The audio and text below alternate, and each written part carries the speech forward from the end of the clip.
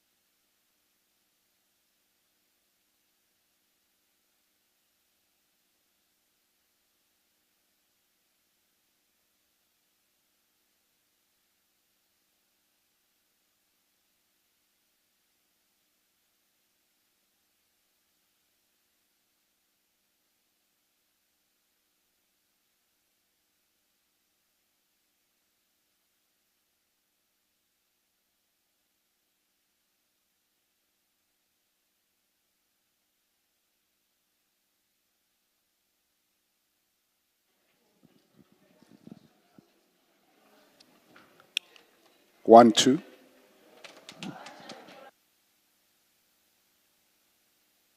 Good morning, all. It's 29 minutes past 9 on this beautiful Friday morning. Please make sure that your devices are quiet so that they don't disturb the proceedings. We are ready to start. Thank you.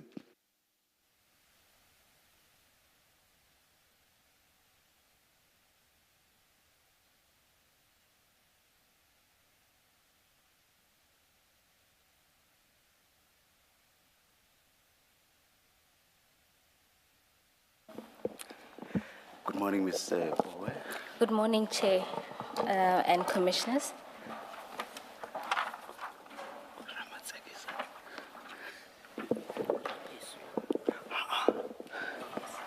Good morning, Mr. Ramatsekisa. Thank you.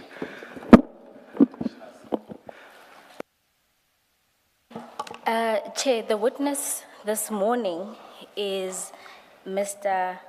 Mancha Robert Rapesu, who is a senior investigator at IDAC. Good morning, Mr. Rapesu. Good morning, Chair and Commissioners. Are you going to be swearing or affirming? I will swear, Chair. Do you swear that the evidence you are going to give is the truth, the whole truth, nothing but the truth? If so, please raise your right hand and say, "So help me God." So help me God. Thank you. Chair, just as a matter of housekeeping on our approach to the evidence this morning. So the witness will not be reading the statement into the record. Rather, I'll be guiding the witness through the statement thematically, and he will give an explanation of each section, and then we can pose those questions for each section during that period. May I find out why that choice of process? No, I'm not at all, I'm not querying it as such, I just want to know. Chair, was there something in my face that... I'll tell you why.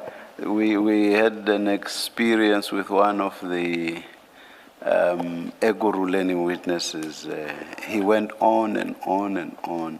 He too was not reading until at some point I said, can't we find a way of going quicker? And he was then done within 5 minutes after I had made that request to him. Chair, in consultation with the witness in the lead up to providing the evidence, we tried to ascertain how best and how comfortable he would be, whether it be reading or explaining. And he expressed that he's much better at conveying the key aspects of his statement than to read word for word, and that's his preference. If, Chair, it seems like we are unable to get through the statement with relative progress with this method, then we may revert to reading. But for now, the witness has expressed that he's far more comfortable and more efficient with explaining than reading. Thank you, Ms. Bowe.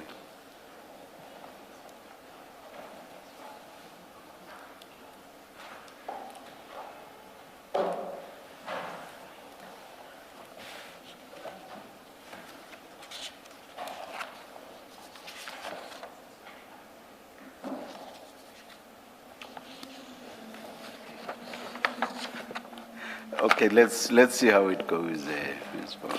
Thank you, Chair. I'm indebted. Mr. Rapesu, Commissioners, there should be one file in front of you which contains the witness statement.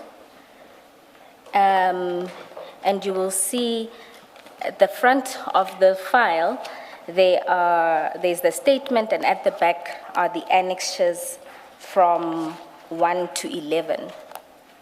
Do you have that file in front of you? Correct, Chair. And if you go to the statement, if you proceed to page 20 of the statement, can you confirm that that is your signature at the end of that statement? I confirm, Chair. And do you confirm that this statement was prepared by you for purposes of giving testimony before the Commission? I confirm, Chair. And do you confirm the contents and the correctness of the statement? Confirmed, Chair. Thank you. Mr. Rapesu, if we can go then to your statement and just look at it thematically, can you explain to the Commission the role that you currently hold within the institution? I'm a senior investigator at the IDEC. Thank you. And which of the matters were you involved in? I was initially involved in the so-called Lushaba matter and the Mokwele matter, which was before called the Madondo matter.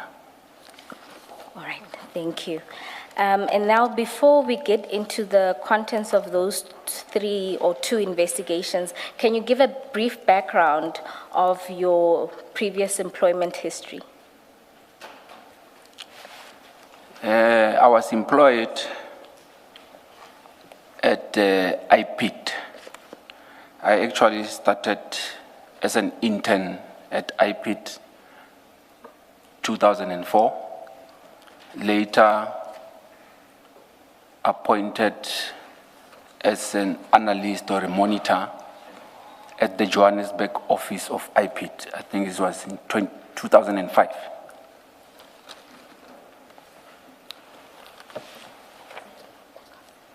I was appointed as a senior investigator in 2007.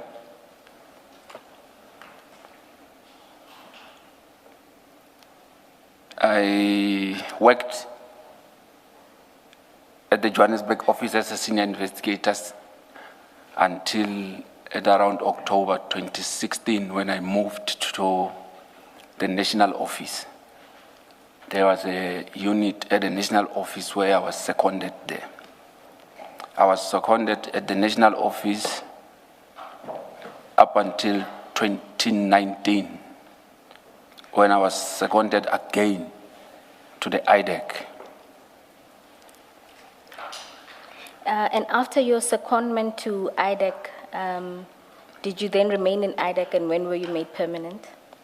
Yes, I remained at IDEC until I was appointed as a senior investigator again at IDEC in 2025 Feb. Thank you.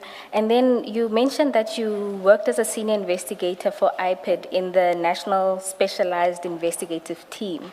What kind of investigations did you deal with? We were dealing with the cases that will be of the same mandate as the IDEC, serious, complex cases, corruption cases. We were sort of an anti-corruption unit of the IPID. Thank you. Then once you were involved in, you were permanently at IDEC, you also give examples of the type of cases you've been involved in.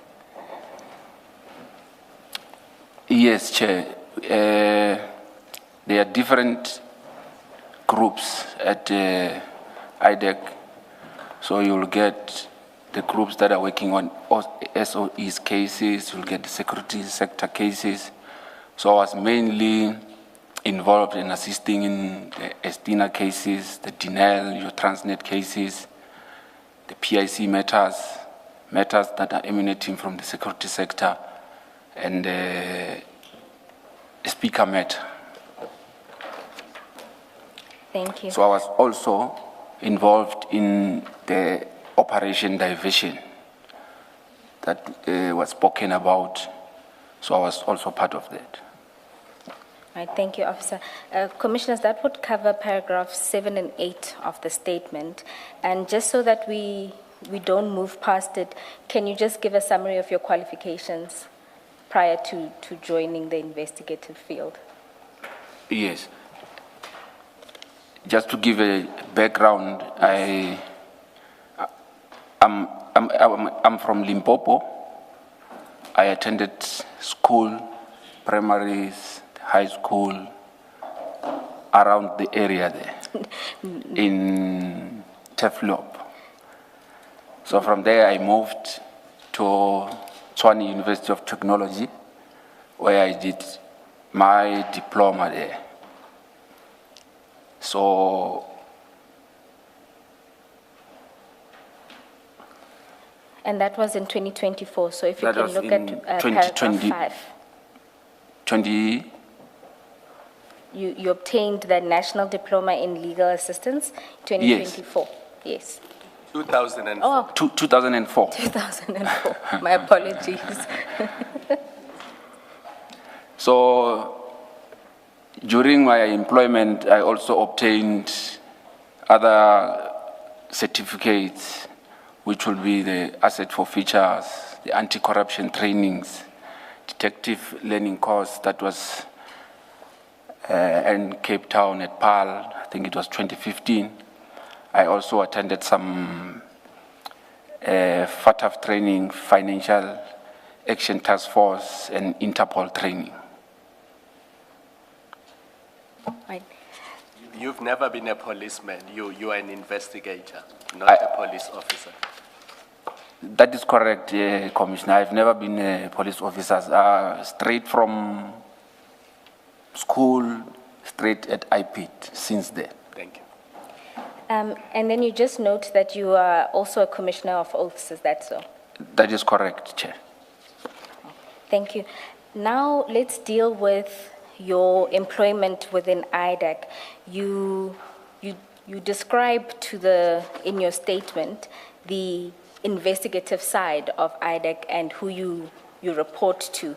Can you give an overview of how the investigative side of IDAC is structured and who oversees? The investigative structure, Chair of IDAC, we have a chief investigator that is overseeing the senior investigators and the investigators. So the structure will be, you will have the chief investigator, which recently there are two, but previously it was Mr. Dylan Perumal. So the senior investigators will then report to the chief investigator. It then means it's a level underneath the chief investigators. Yes. So underneath the senior investigators, you now get the investigators.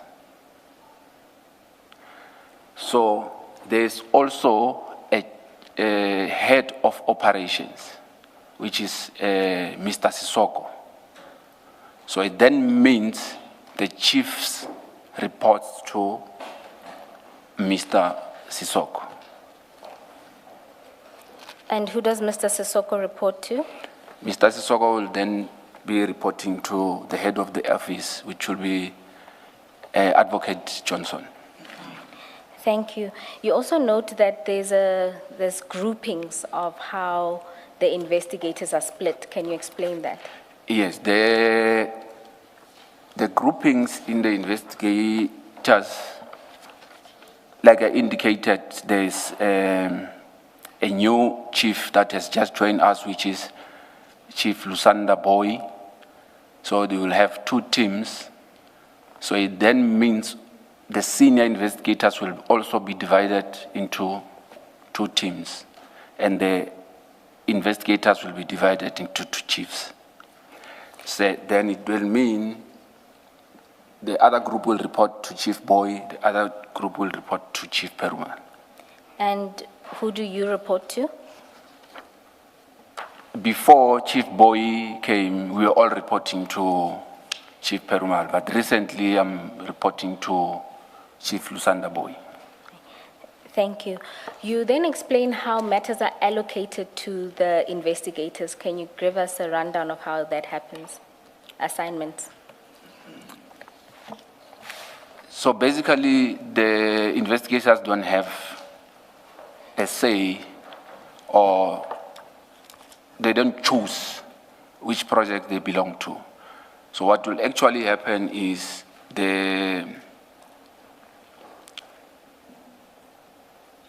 let me just call them management, the upper level where chiefs, DPPs, and the head of office and Mr. Sissoko sits. They are the ones that decides who belongs where, who's going to work where. So what will happen is when the process is done, what will happen is you'll be called to a meeting where you will be told there's this project, the names of people that will be working on that project will be put on a designation where everybody will know who's going to be working on that group. All right, and then do you then also get a sense of the various disciplines that will be designated in that group? Yes, you will get who's going to be the DPP on that project. You will also get the name of the prosecutors allocated. Sometimes it will be financial investigators allocated to assist. There will be also data capturers that will be part of that team. And in your experience, in the composition of the team, is there always a DDPP?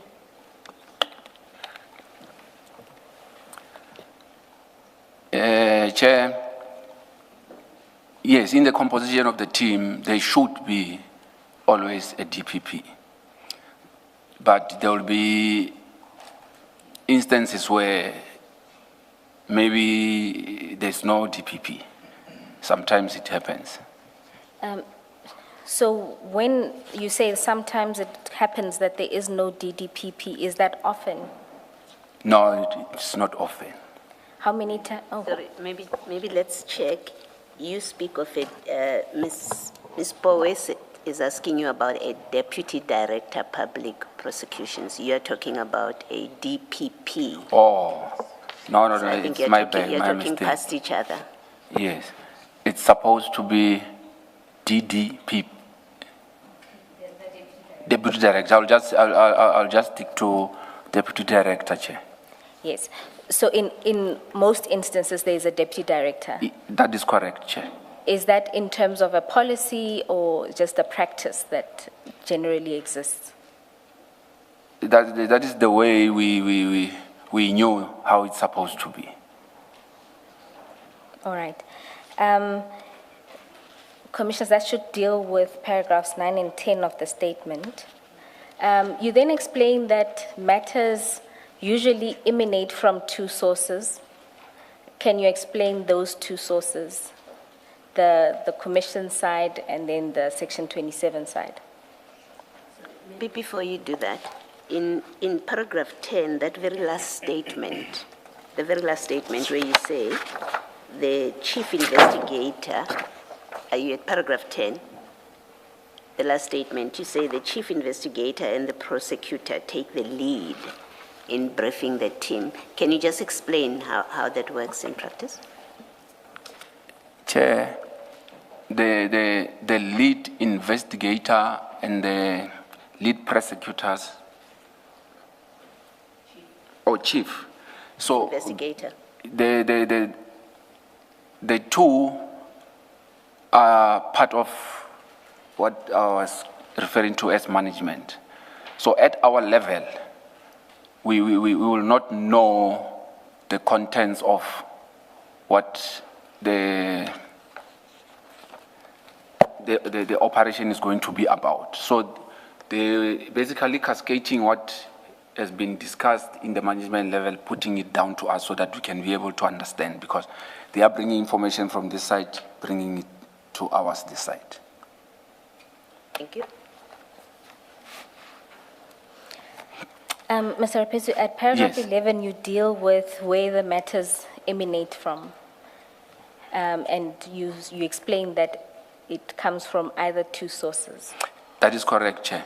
So the sources of information will come from the commissions of inquiries. Mostly cases that we're working from, they are coming from the Zondo Commission.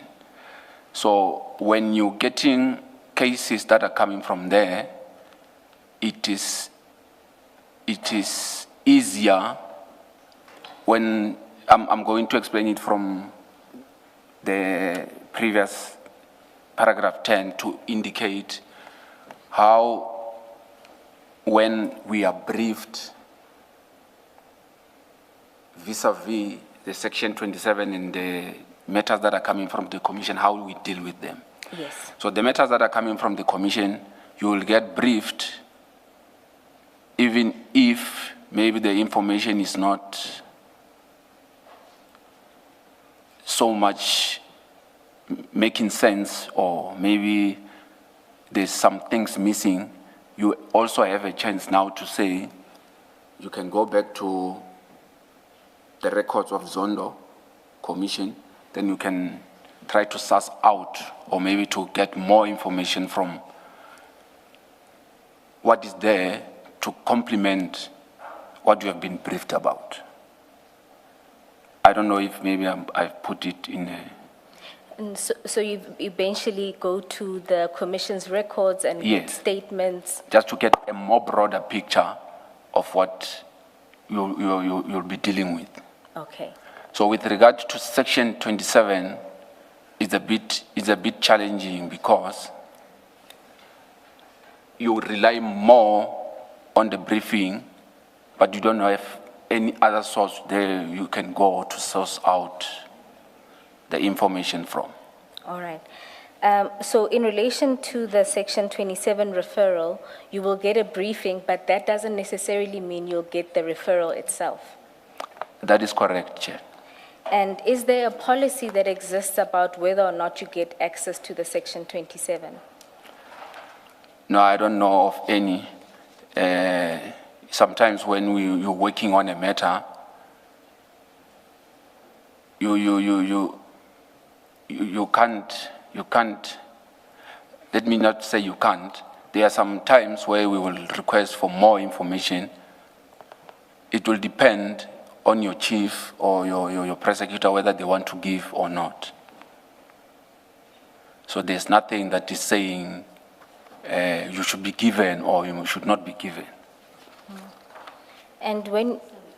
Before these matters, the crime intelligence Yes. matters, had you worked on Section 27 referral matters before, investigated? I did, Chair and Commissioners. Okay, so you do have experience of how it works. Yeah, it was only once Okay, before this one. This was the second one. okay. So if I can just explain with the first one. On the first one, the prosecutor that was the lead prosecutor that we worked on with on the first one, she provided all the information that was necessary, that was relevant, and we didn't have any issues with that. But when it comes to this one, there was a bit of the information was not forthcoming. Let me put it that way. Thank you. So you made a request and the information was not forthcoming in this respect? I didn't have to make a request with this one. It was made clear that we will not be getting that Section 27. And who made that clear? The advocate Ramsamy indicated that she was instructed that we should not be provided with that document. Ms. Bowe, maybe to make it clear, we are referring to Mr. Fidel Adams' Section 27 referral, because when we say this one, it's not clear what this one is. All right, my apologies, Commissioner Kumalo. The second matter with the second section matter- 27, that is the one that is referred to as the Adams referral. That is correct, Chair. Thank you. Now, you explained that usually once you get information, you do sort of a preliminary investigation. Can you explain how that works at paragraph 13? Usually when we receive matters where the information is not, It's sparse or, yeah. So we tend to take it upon ourselves to do a sort of a preliminary investigation. It can either be, even if the matter is coming from the commission, we will take it upon ourselves to go and search for more so that at least we have something that we work on. Even with this section 27, we often try to get whatever that we can. It can either be by going back to the person who referred the matter to try to find out if there's more that we can get from. and you say how you work is you usually then do a report. Is that right? That is correct. Sometimes, let me not say sometimes, in all my cases that I'm working on, I'll just do a short report indicating what I have done and what I've uncovered, and I'll advise the prosecutor on the developments of what was uncovered or during the investigation. And if your preliminary report points to a lack of evidence, is that also something you communicate to the prosecutor at that stage? That is correct, Chair. Okay. And then at paragraph 14, you explain that you've been involved in only one other matter where there was a section 27 referral. And there, what was your role? My role was, I was put as an investigator. It then would mean that there was a lead investigator on that case. So the structure was, there was a chief, there was a lead investigator, then I was an investigator on that matter. And generally, at what point do you get involved? You explain that your involvement only comes at a particular stage. Once, in this instance, once a 27 has been given to IDAC, you say you only get involved. No, when a 27 is referred, we only getting involved when the section 28.13 or section 28.1 is authorized.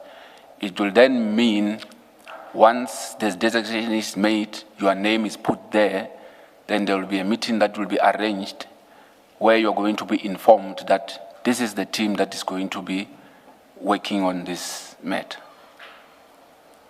And are you allowed to gather information prior to the authorization of an investigation, whether it be in terms of 28.13 or 28.1? No, from our level, we are not allowed. Senior investigators downwards. So when it comes to the chiefs going upwards, I can't say for sure how they operate, but I will think that they may be allowed to find out more, or maybe to consult more before the referral is made. All right. I may be taking you ahead of where you are, but you've touched on the allocation. And I assume that the allocation here, at least its announcement to the participants, took place at the meeting of the 6th. That is correct, Chair. Yeah, and you say that it's unusual in your experience for the investigating director, who was Advocate Johnson at the time, to attend and allocate a matter at inception. So ordinarily, who would attend and allocate at inception? Chair, ordinarily the DPPs are the ones that takes over those duties. And if maybe there's no deputy director, then it will be the chief and the lead prosecutor. So let me just leave it there. I'll elaborate when, yeah. All right, thank you. Mr. Rapesu, then let's get down to what happened on the 6th. You start on your recollection of what happens on the morning of the 6th at paragraph 15 of your statement. That is correct, Chair. On the morning of the 6th, we were having meetings lined up. So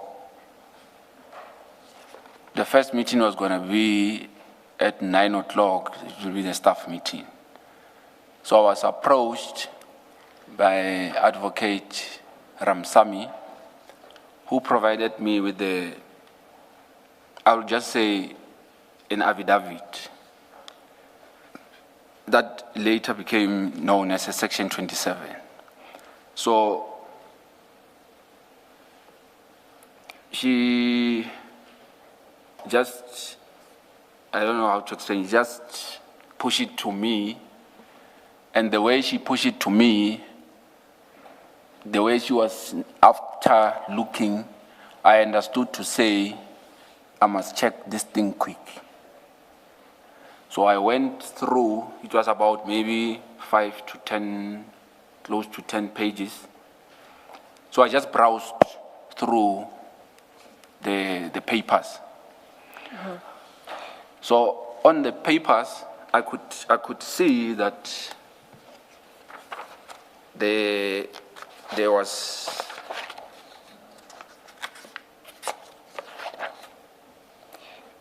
maybe to assist you, you describe what you saw in the papers at paragraph 21 of your 21. statement. Yeah. The papers you refer to are the pages of this affidavit. Yes, it was the pages, correct, Chair.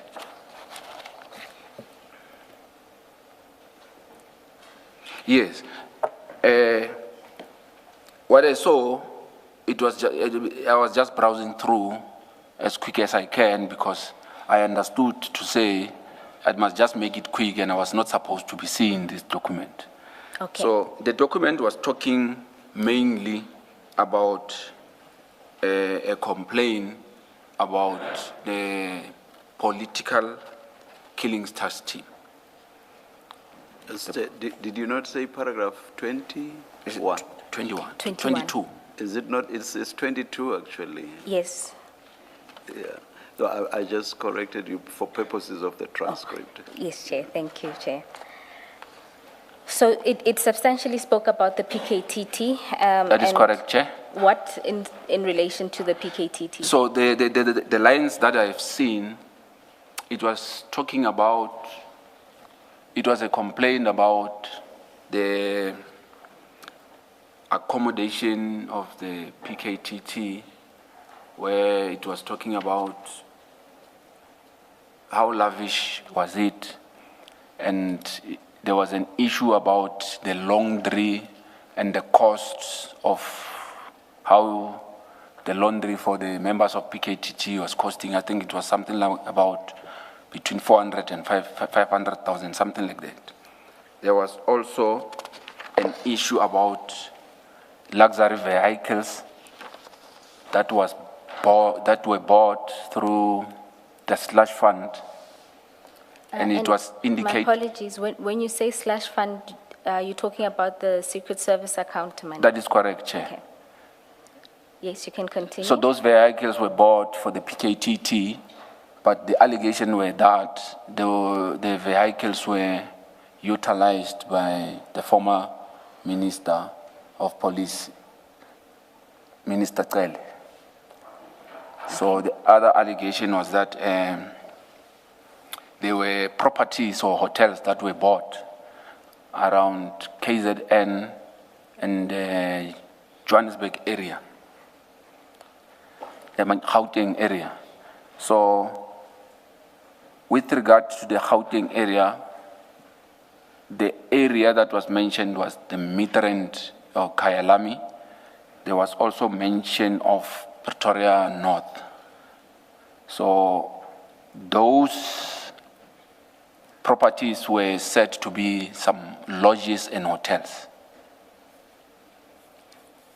Commissioners, you'll note that at paragraph 22, there's no mention of Pretoria North, so just to note that as an additional place. Yes, no, I just remembered that there was also something that has to do with Pretoria North.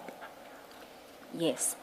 And then you also indicated that you saw information related to political killings investigations. Yes, the information that was there regarding the Politas team investigation was, it was a sort of a complaint about the cover-up of some sort on cases that were mentioned. So I remember the name of Sergeant Dumisani Dlamini, and there was also a name that I recalled after, the late Cindy Soma Kaka's name was also there, but I didn't include it on my statement. The reason I remembered about the Dlamini is because I knew who Dlamini was, because at some stage when I was posted in KZN, he happened to be my witness. So the reason I remembered it quicker is because after I discussed this, I was explaining to Advocate Ramsamy how I knew Sergeant Dlamini. All right. Do you remember what was said about Sergeant Dumisani Dlamini and Mr. Cindy Somagaqa? Chair, what I can remember is that it was sort of a complaint to say something like a cover-up or improper investigation. Because I was just browsing through, I could just get the sense that that was what the complaint was about. The allegation, that allegation being against Sergeant Dlamini? No, the allegations were mainly about the PKTT. So Okay. the information was trying to say that the PKTT is maybe trying to distort something, or they're trying to not to investigate those cases properly, something like Amongst others, the Cindy Somagaqa murder. that. That is correct, Chair. And Sergeant Dlamini, Sergeant Dumisani Dlamini, correct, Chair. Yes. Sorry, about Sergeant Dlamini, what was the allegation? That he was also, was can't. he implicated as in this complaint, or was he presented to be a victim of the PKTT? From my reading, it looked like he was portrayed as a victim of the PKTT team.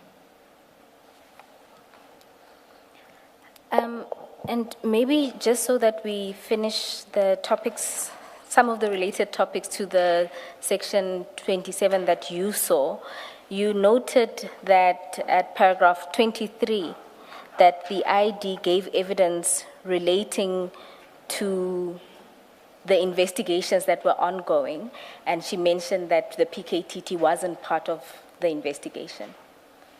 That is correct, Chair. I was looking when I was watching when the ID was presenting it ad hoc. So there was a point where she indicated that PKTT was not part of the Section 27 referral. So that is when now I started looking at it differently, because I was shocked because the Section 27 that I saw, that information was there.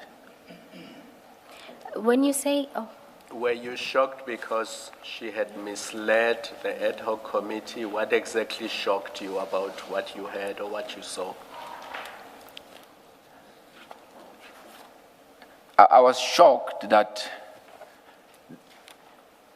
the information that she was putting there was not entirely correct. Don't be diplomatic. It was true or it was false? Entirely correct means yeah, but not everything. It was true or it was false? It was false. thank you. Now, you note that you also you also watched these proceedings, is that correct? That is correct. And there you saw the ID and a Section 27 that was shown in these proceedings. That is correct, Chair. Can we then go to file 2 at page 512?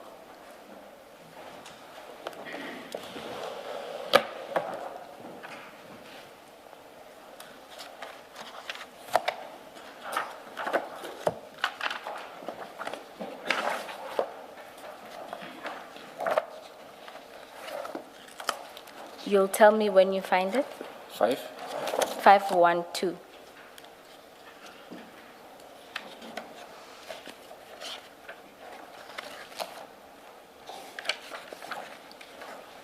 I'm there, Chair. Is that the Section 27 that you saw in these proceedings?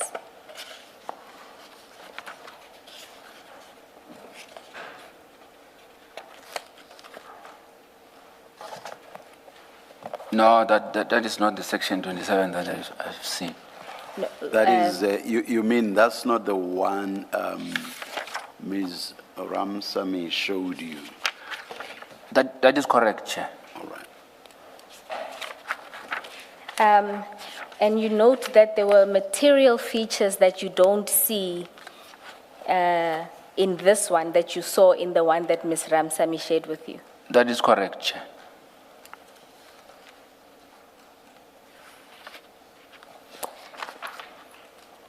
And you also made observations in your affidavit about the length of this one that's in the file that was before this proceedings and the one that you saw when Ms. Ramsamy gave you.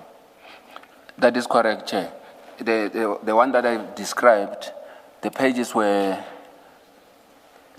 there were more than 5, but close to going to maybe towards 10 pages.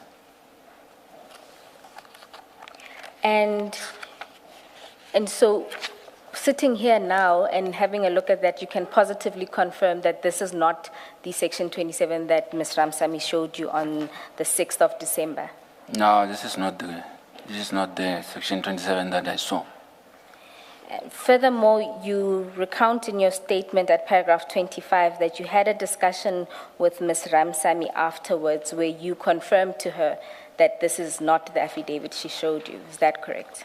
That is correct, Chair. All right. And then lastly, at paragraph 26 of your statement, you then confirm a few aspects that you could recall from the Section 27 that Ms. Ramsamy showed you. Can you see that? Yes, no, that is correct, Chair. No. And there you can confirm that the affidavit that Ms. Ramsamy gave you contained various matters related to the PKTT. Is that correct? That is correct, Chair.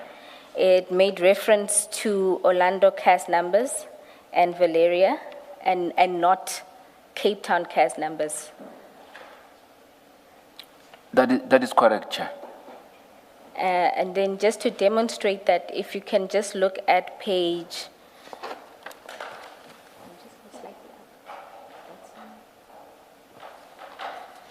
If you can go back to the section 27 in file 2, at the top.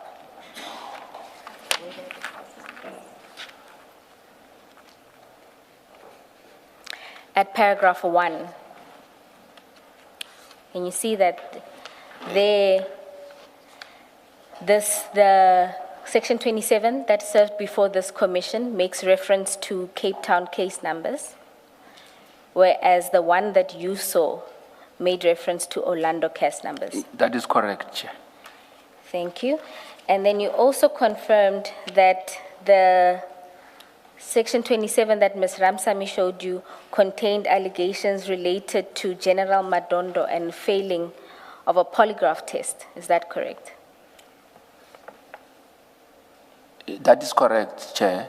But also, remember, as I indicated, I was just browsing quicker, but I remember that the names were there.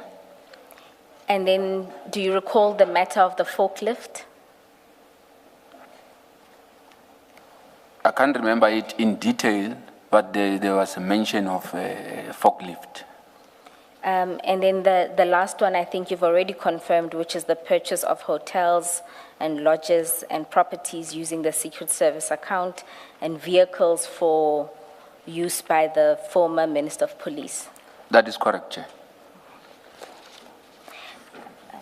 Can we just to eliminate the possibility that you could be mistaken, how much time did you have to observe this affidavit that Advocate Ramsamy gave you, and what did you do with it after you observed its contents? Chair, it might be, the time might be maybe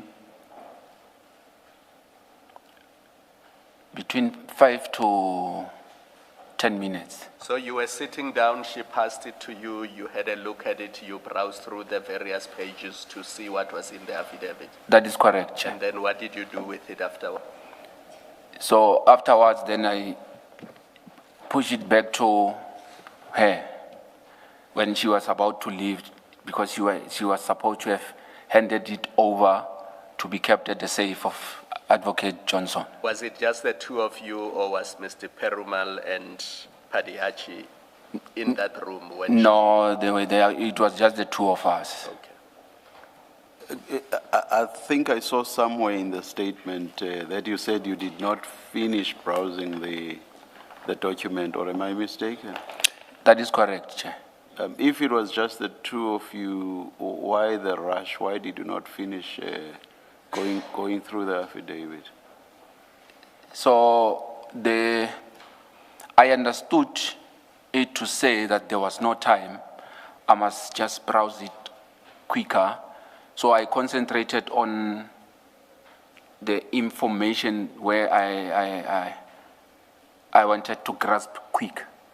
But you didn't know what was to come after the point at which you stopped. No, by the time yes, I was yes. pushing to go there, the time was already elapsing, because she wanted the documents now to go and hand it over.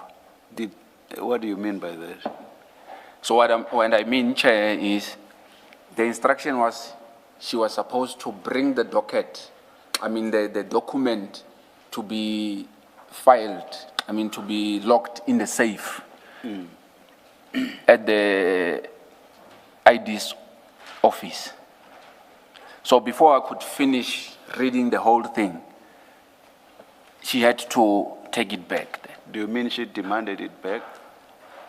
Yes, I can't say demand, but it's just by showing off, it then means then I must hand it over. She didn't say it in words, she just made a gesture to say I must bring. A gesture that you understood to mean give it back? That is correct. Okay. Mr. Raposo, do you work often with Ms. Ramsamy? Yes, I worked with her on the first 27 project, which will be what I refer to as a speaker matter. This was the second operation where I was working with her. I guess I want to understand whether you have like a secret language of like, and then she knows, you know. I will say it is not something that we will discuss and use, but it's common cause. If I'm bringing on something and I'm saying, then it means you will know that what you have to do. Okay. All right. Can I just see that I understand what you said? I understood you to say when she gave you the document, she was looking around. Yes, you see, that is correct, Chair. You understood to mean you were not supposed to be looking at that document at the time. That is correct, Chair, because if a person is sending you something, is looking and saying, it then means you must just be quicker also. Okay, You must just understand what... thank you. Okay. Oh, so you were also reading body language? I forget how she put it, but my sense was that she's comfortable in confiding in or within. I'm not sure of the in, yes. Not sure of the correct preposition.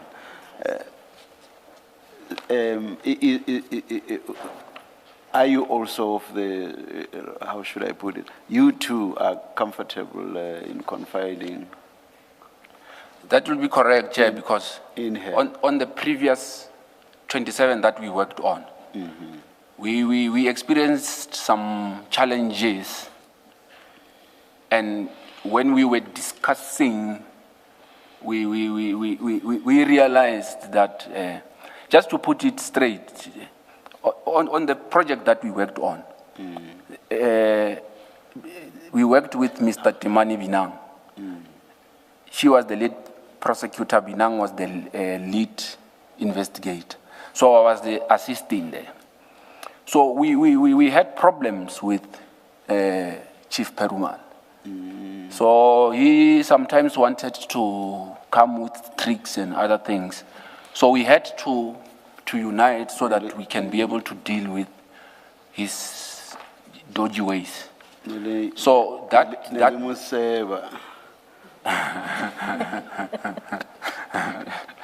so we formed just for the you what Skinner about him.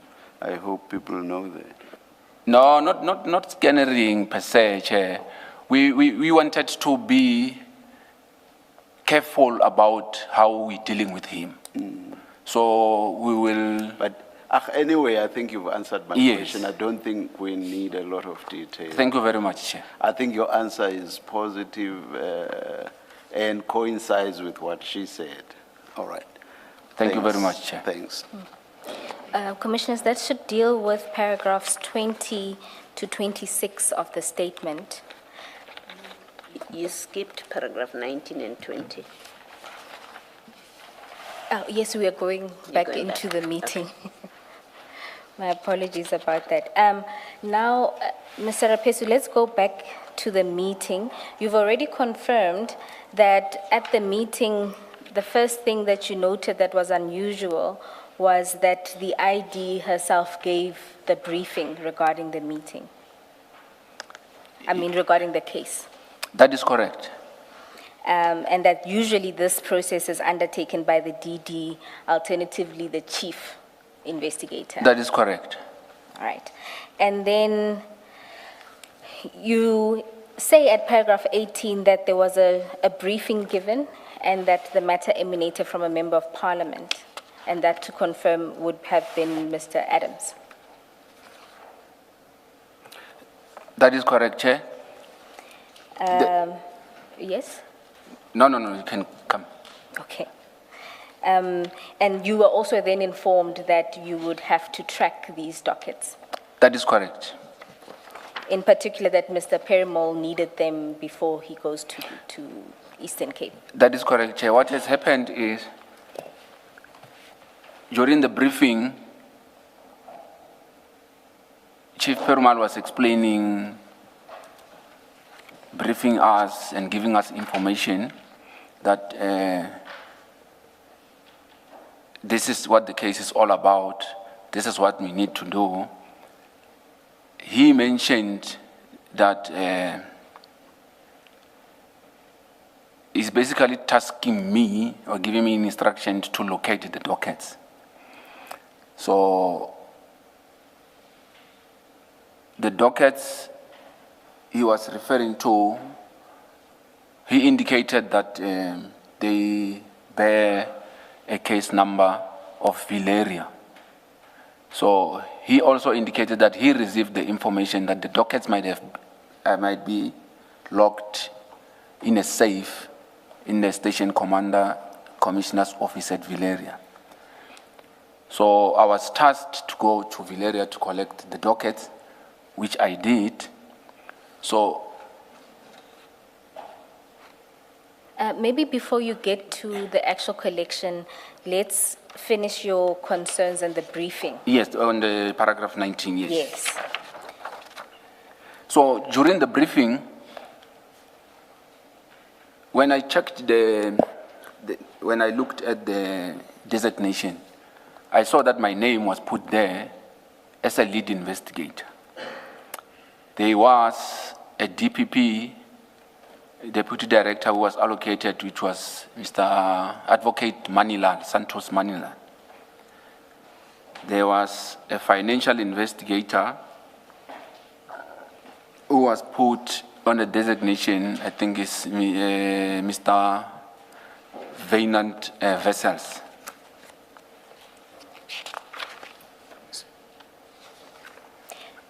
And then the two, Advocate Manilal and Mr. Vessels, they were not at the briefing. They were not at the briefing. So what has happened now is, while we were busy talking, Chief Perumal indicates that he had already briefed Mr. Brian Padiachi. So I was then surprised to say, if we now been briefed about this now, and he's saying that he's already briefed Mr. Padiachi, how did that happen? Because my thinking was that we were all supposed to be receiving a briefing on that day. So, but I just kept it on the back of my mind to say, it should be, there should be something maybe that I don't know. And then just to go back to the speaker matter, in the initial briefing there, was every member of the team there briefed together at the same time? That is correct. So is that what caused your concern about when he could have been briefed? Correct, Chair. All right. And Where did you get it from that Advocate Johnson would be supervising the matter? Is it something that she said in your presence at this briefing, or did you hear it from somebody else? no, that is what it was said in the briefing, to say she will be leading the matter and she will be assisting us with whatever that we're looking for. But did she say that, or did you hear it from Chief Perumal? I can't remember who said it, but it was said in the meeting that she will be the one that is running with the project. This is in the meeting where she was present. She was present at the meeting of the briefing. In paragraph 19, you open by saying that there were certain matters that caused you concern. And what you say first is that the name of Mr. Brian Padiachi already appeared on the designation, although he was not at the meeting. I'm not sure that I understand why that would have been odd.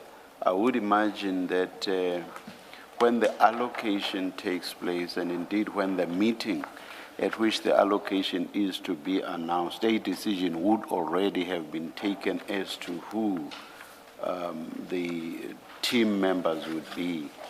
So what exactly was odd about Mr. Padeachi's name being there or being part of the allocation?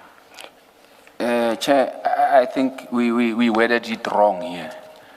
The way you are explaining it, Chair, you are correct.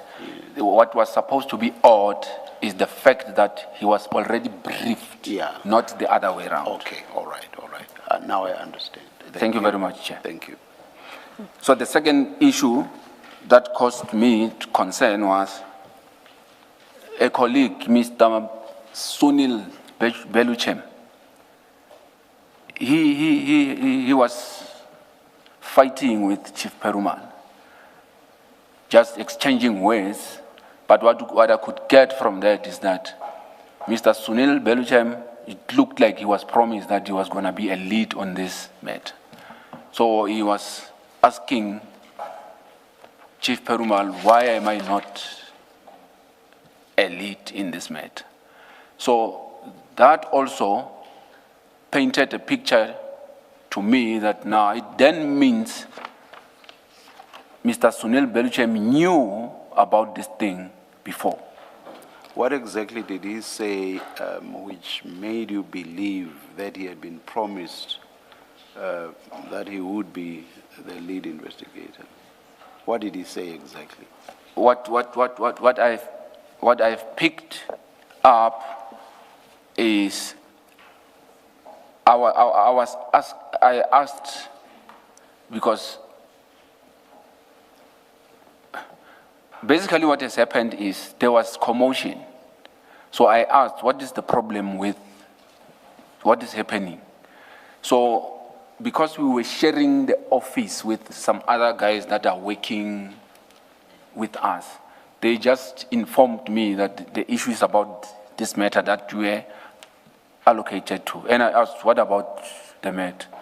Then they just pointed out to me to say he's fighting with him because he was promised that he will be the leader, the lead on that case. It is not something that maybe I overheard or they were fighting in their own space, in their own corners. But those that were working with them, those are the ones that related the message to me to say they're fighting because he was promised this and he didn't get. I took it from there. And just to be clear, Mr. Belochant was not at the meeting and nor was he on that designated list. That is correct. And so he would have either heard it before or through somebody else. Yes, somewhere else. Thank you very much. And now we can then, Commissioners, that should dispose of the remaining paragraphs. Can I just, Yes. Chair, just to indicate further, the reason why I'm putting this here is because something else happens during the course where it will now show why the fight was about. In somewhere else is going to be shown that he actually knew, because while we were busy with the investigation, the other witness will now mention that he was in some consultation before. So I'm putting it there so that when... That's Mr. Beluchan. That is Mr. Beluchan. A consultation in respect of these very matters. That is correct. Okay. And then just before we step off that, you indicate that Ms. Ramsamy had also informed you that Chief, as well as Mr. Padiachi, had met the complainant before. Yes, no, she just indicated, yes, that I can confirm, correct.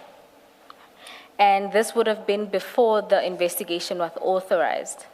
Yes, that will be before the 6th of December, yes, that's correct. And in your experience, it usually, maybe the first question is, Mr. Pareachi, what level of investigator is he? Yeah, just to put it short, he was not supposed to have met with the person who's referring the matter at that time, because all of us at our level, we don't get involved in those things. So he's a senior investigator, I'm a senior investigator, so we can't get involved into the matters that involve the chiefs and others.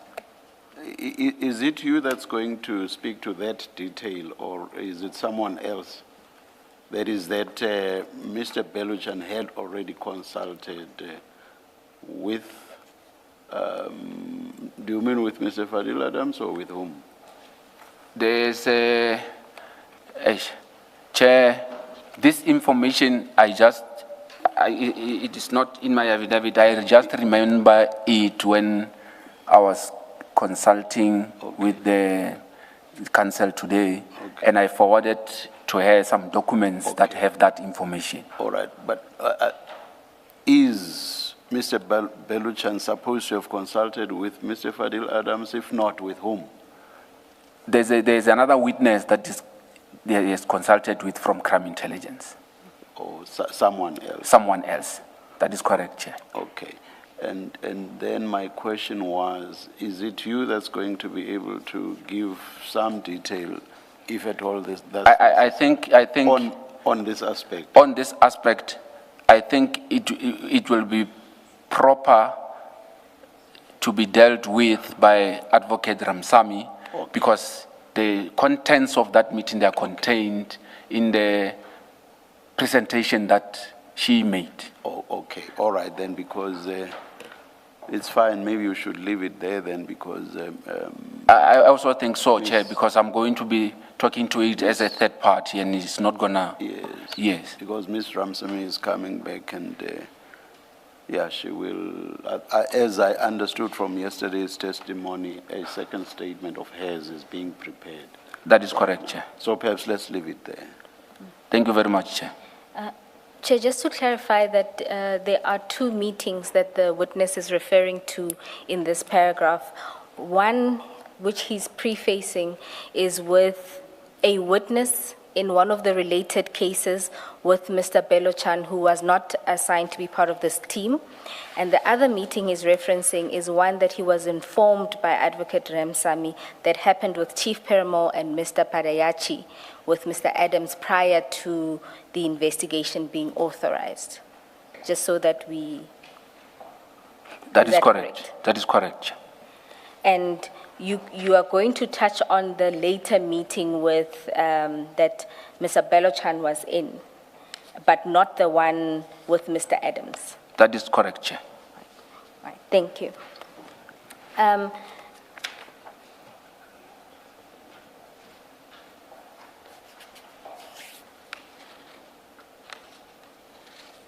Then you then proceed to talk about the request then that was made, or rather the instruction that was given for you to collect the dockets. At paragraph 20, you talk about having informed Mr. Sisoko first. Can you deal with what happens in that regard? Thank you very much, Chair. On the way to Valeria, I decided to phone Mr. Sisoko to inform him, or maybe to ask him if he knew about this new project.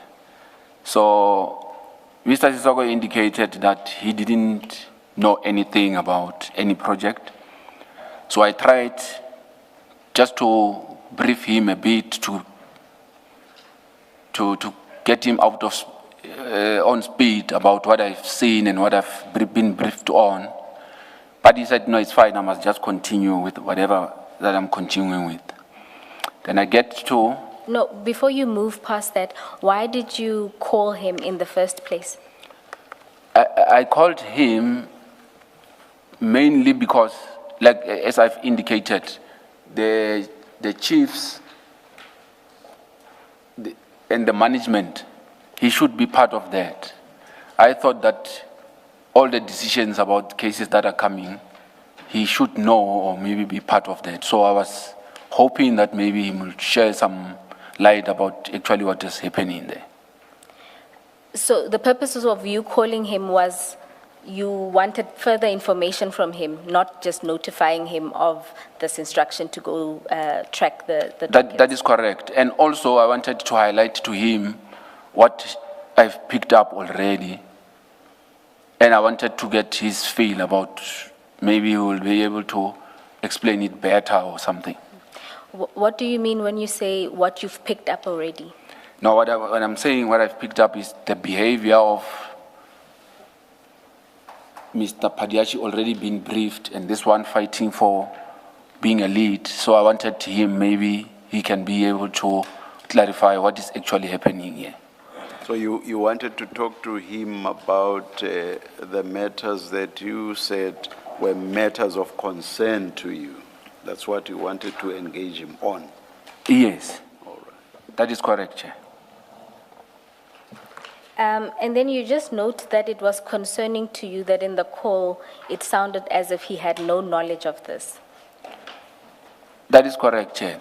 The way he was responding, he was now asking me more questions when I was supposed to be asking him to say what is happening. So I was actually shocked that he doesn't know anything about this. Why did you expect that he would know? He should know. He is the head of operation, and from what I understood, that he should know about what is in his space and other things. But it turned out that he was, I don't know if I would say he was not informed, or I don't know how to put it, but I expected him to know. Because he's head of investigations. That is correct, Chair. So in your experience, in all matters that you were involved in, he would always be in the know, so he would always know about them. That is correct, Chair. All right, okay. Thank you. Then let's move to page 9 of your statement, where you deal with collection of the dockets. We're at paragraph 27 of your statement. You start by noting that you have already set out the details related to collecting the dockets in 2 statements already. Just so that we are clear, what were these 2 affidavits for? The two sworn statements. The 2 affidavits were for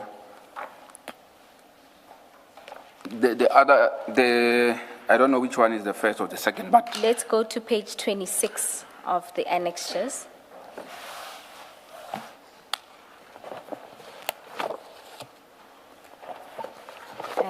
It's labeled MRR2.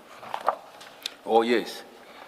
Yes, what was the purpose of the statement? The purpose of this statement was for, I was requested to draft this statement for the bail, when they were doing the bail, when they were dealing with the issue of the arrest of the suspect on the Lushaba matter. There was an issue relating to the case numbers. So I had to depose to this affidavit just to illustrate which dockets I collected from the office of the inspectorate. Okay, and were you also confirming the chain of custody? That of is the correct. dockets? All right. And then the second, Before you, why is it not signed? Why is this affidavit not signed? Now, the affidavit is not signed because it was a draft from myself. The one that I submitted at court, I thought that it was disclosed with the docket. It was supposed to have been disclosed. So the signed one mirrors this one that we are seeing on page 26. That is correct, Chair. thank you. And then the second one, which is MRR3, is at page 28 of the annexures. And can you explain why that one was deposed to, or you prepared it? The second affidavit was, I deposed to it after I watched what was said about the movements of the docket at ad hoc. So immediately after, when I get to the office, I volunteered to just give the affidavit already so that I can be able to explain and dispel what was said at the ad hoc committee. When you say you volunteered to who? I volunteered the affidavit to my supervisor at the time, who was Chief Boy. So I just gave the affidavit explaining what actually happened before they could actually ask for it. I just gave it. What about what was said in Parliament prompted you to prepare an affidavit? What was said was trying to purport that I did not follow the procedure and I went to people's offices with letters and I didn't want to provide them with the letters. It was something that has to do with along those lines. So I wanted to put it clear how the process unfolded, just to put it clear that this is what has transpired. And who was making those claims that the process or procedure wasn't followed? It was a conversation between Advocate Johnson and Honorable Mr. Sols, if I remember, but it was in relation to the affidavit that was filed by Colonel Phillips and Lieutenant General Jacobs. All right. Then perhaps let's deal with what actually happened when you were collecting the documents. Thank you very much, Chair. On the 6th, as I indicated, I was instructed after briefed by Chief Perumal to collect the dockets. He specifically told me that I must get these dockets because he wants to leave with them to East London. He was flying back to East London on that Friday. So I had to move quick to get this docket so that I can get them to him before he... I moved to Villeria. I asked for the station commissioner. He was not there. I asked for a detective commander. He was at this Christmas things. It was a year-end party? Year-end function. So I phoned him. I explained what I'm looking for. So he got the information quick. He said, no, I know about the dockets you are looking for. He indicated to me that he's not going to be able to come where I was, but he provided me with the contact of the person who has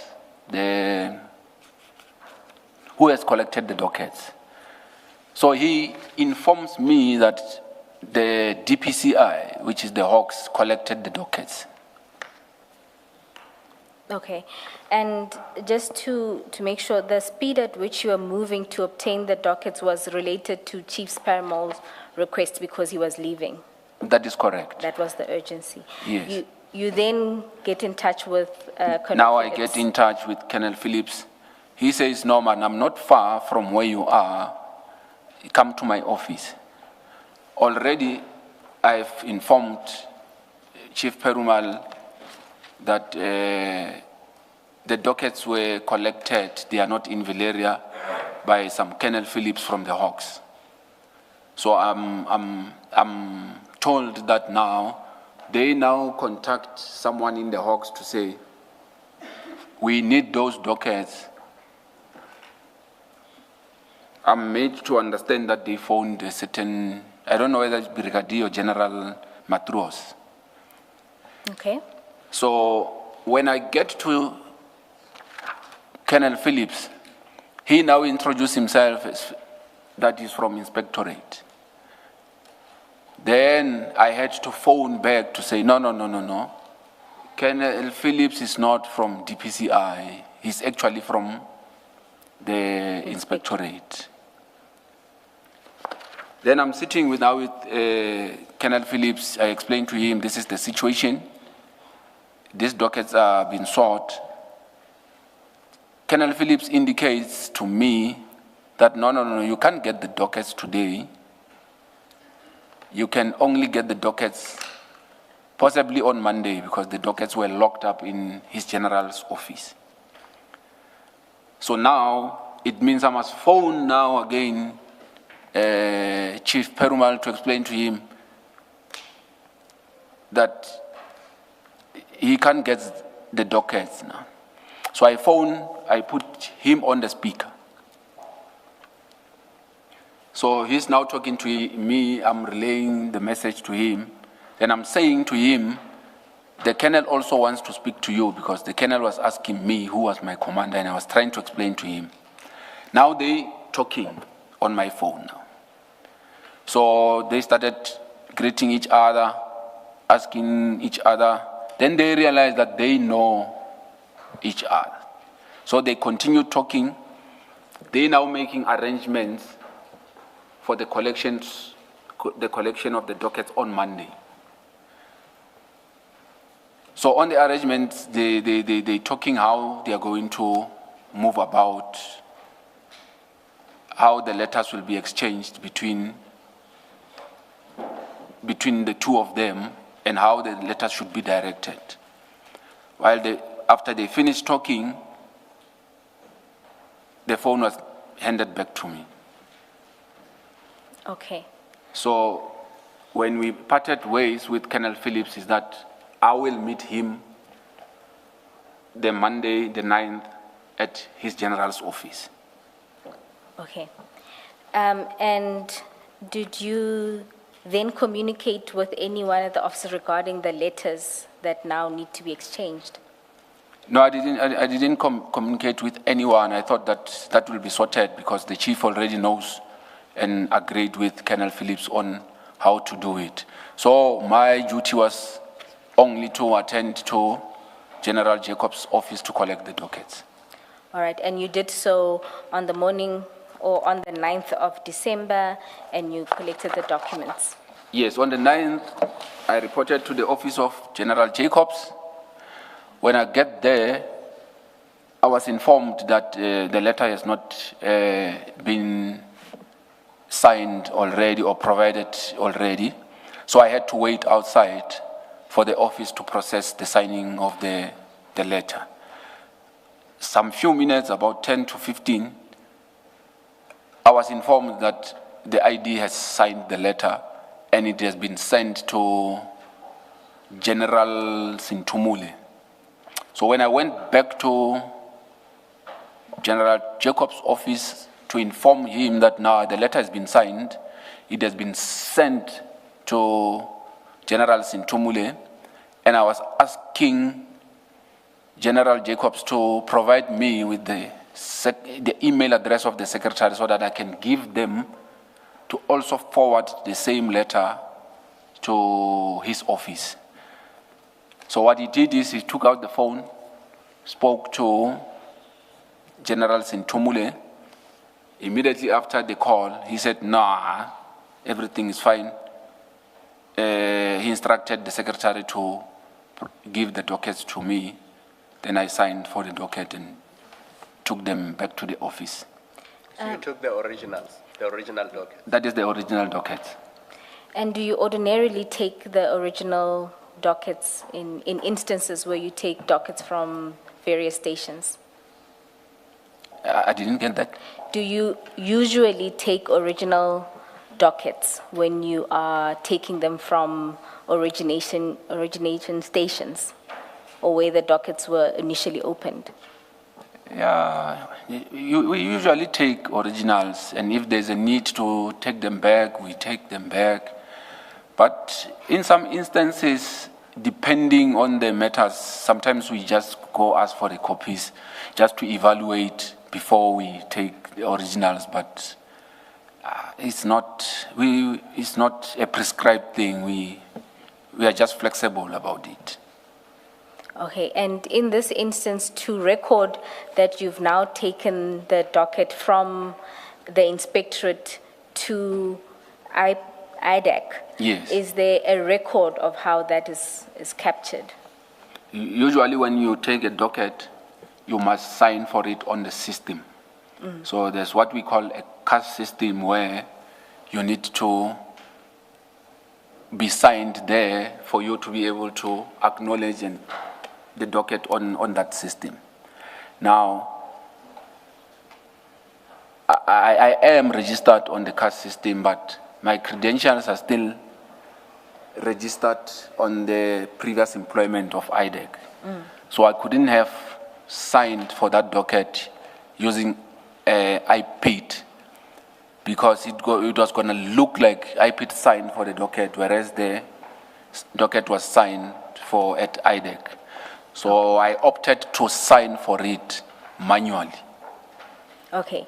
And Ms. Bowen, maybe let's just clarify this. It may or may not become an issue later on. Paragraph 30, you say you collected 7 case dockets, and then you mentioned 3 being Valeria. Are those the same Orlando dockets, the ones that you identify as Valeria 403, 404, 405? That is correct, Chair. Okay. What actually has happened is the 3 dockets that were transferred from Cape Town, they remained as they are with the case numbers. The ones that were transferred from Orlando, what was supposed to happen is when they reached Valeria, they were supposed to generate new case numbers of Valeria, but it never happened. So they kept them with the same original numbers from Orlando. They only changed the station only, the station name only.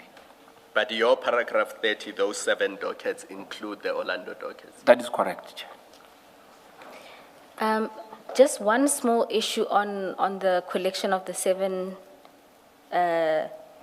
dockets. I know you had nothing to do with the letters Yes. that were exchanged, but I just want to refer you to page 111 of file 10.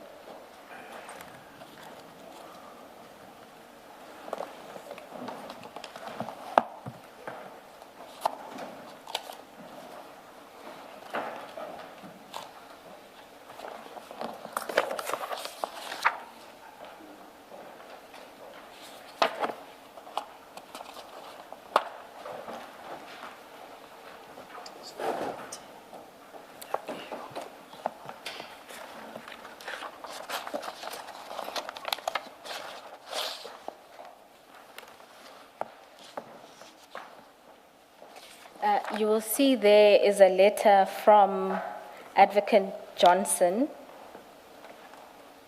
to Major General Khumalo. We understand from testimony that later it was changed to General Sentumule. But you'll see at paragraph 2 of the letter that it only lists 4 dockets. You see that? That is correct, Chair.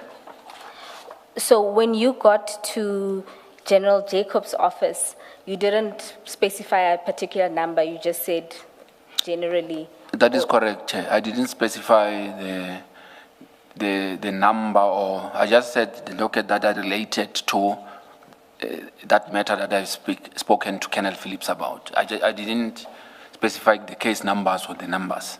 Oh, and then they gave you 7. That is correct, Chair. All right, thank you. You've already explained that there was some misstatements at ad hoc related to the letters. Is there anything else you want to say in relation to that? At paragraph 31 of your statement, you explained that at ad hoc there was an issue regarding the collection of the dockets. Yes, now I think I've already touched on that just to give a picture of what actually has transpired. All right, thank you. Ms. Boyd, in the statement, paragraph 30, should it not be 2, 3, and 4 instead of 3, 4, 5, those Orlando. I'm just looking at the letter on 111 and the statement. The Orlando dockets should be 2, 3, and 4, but here it looks like it's 3, 4, 5 in the statement. Do you see that? Yes, I see that. We'll, Commissioner Kumalo, we'll just double check the referencing.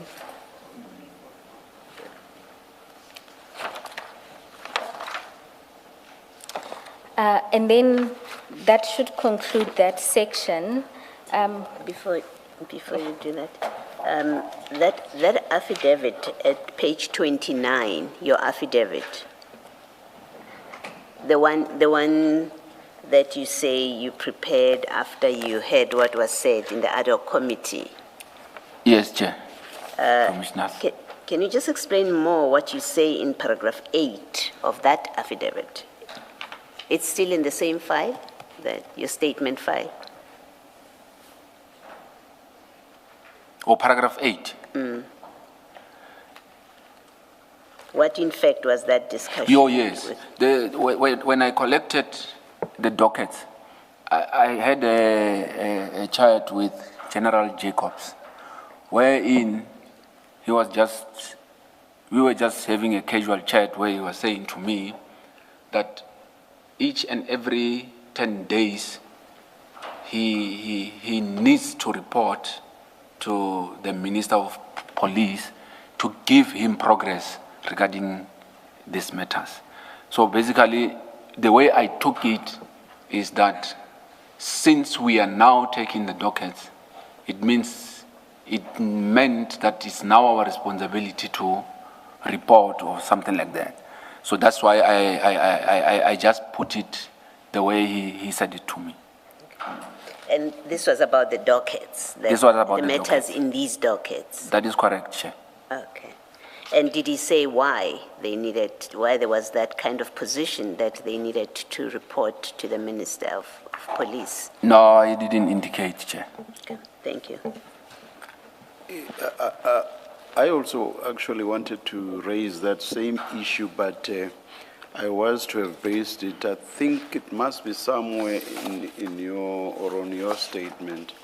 Isn't there somewhere in your statement where you say in the dockets you found a correspondence?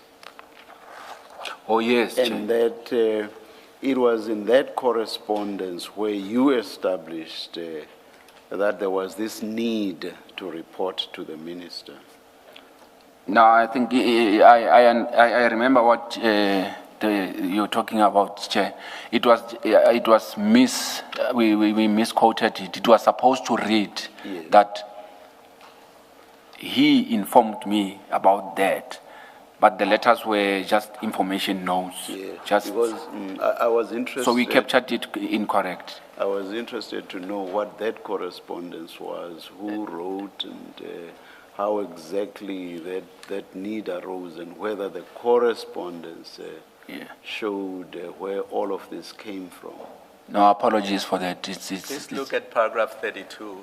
That's Chair's question to you. Yeah. Which file? Have your statement filed with you? Oh, yes, 32.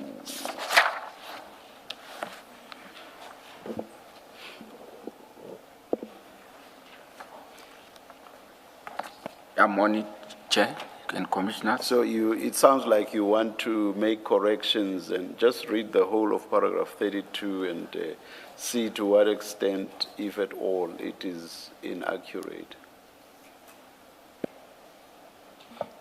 Sorry, Chair, just to say that the witness did say this to me in relation to this, because we hadn't gotten to this section, we hadn't made the correction yet.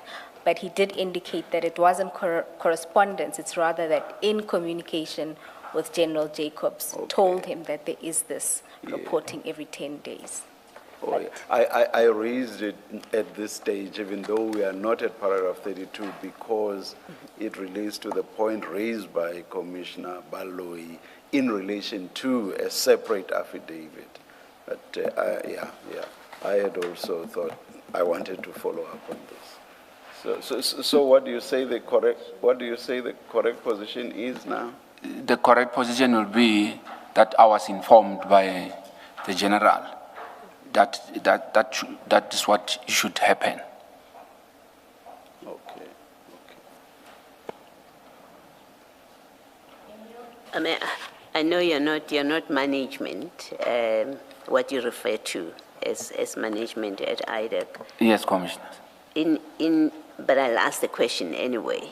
In your experience and knowledge, do matters get reported, updates as investigations are happening? Have you come across where, as a matter of course, reports are given to a minister as the investigations are progressing?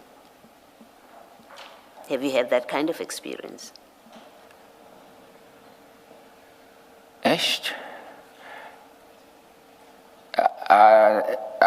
Can I maybe just indicate that I'm not aware of?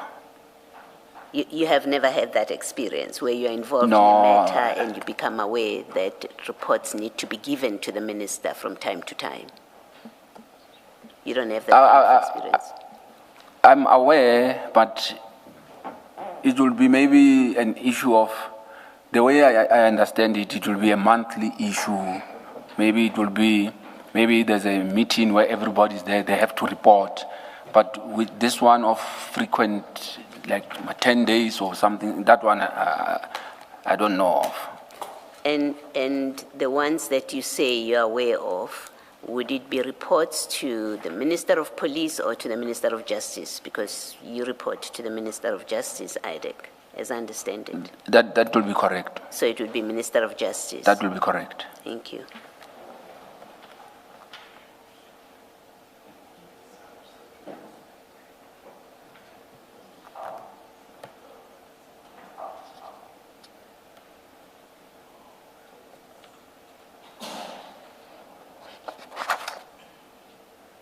Okay, thank you, Ms. Boy. All right. Just for completeness, maybe we will just finish the 2 paragraphs of this section and then we'll ask for the T adjournment. Mr.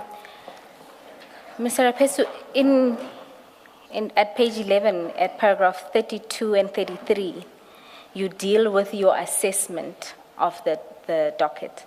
Do you just want to summarize fairly quickly what your findings were when you read the dockets? Yeah, from the dockets, there was very little information that you can get from what was contained in the docket. So it was very difficult and confusing to make up what actually is the crime there, or what is actually happening. So we needed to discuss what was actually contained there, because they seemed to, for the lack of a better word, there was no substance in those A1s. And in addition to the A1s, was there anything else in the dockets that would assist in your investigation? Well, there were information notes, there were some entries that were made on the diary, but it was not assisting also. It was just the information that you'll just see. And in relation to the information note that you saw there, what did you pick up from that information note? And just to assist, it's at page...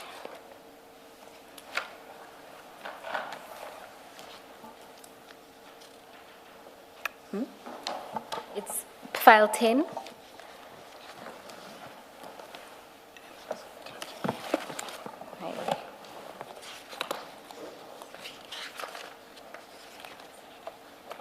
At page 141, there's an example of that information note.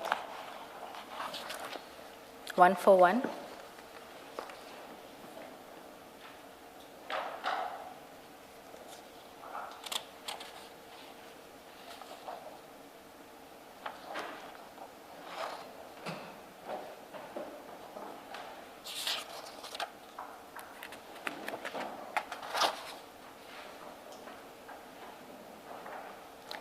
Have you found it?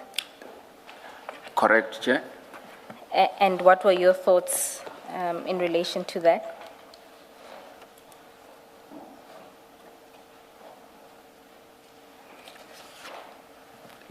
Basically, it was just a report to say that this is what the complainant is alleging and what the challenges that they are facing are. And I think somewhere in the diary they're indicating that they're trying to contact him, he's not coming forth and other things. They were just relaying the message about what is actually happening about the cases. Okay. And it pretty much reaches the same conclusion you did. That is correct. All right. Thank you. Commissioners, that should deal with the assessment that was done on the docket at the time. Might this be an opportune time to take the T adjournment? Let's adjourn and resume at 20 to 12. Sorry, please attend to the correction of paragraph, is it 32? Thank you.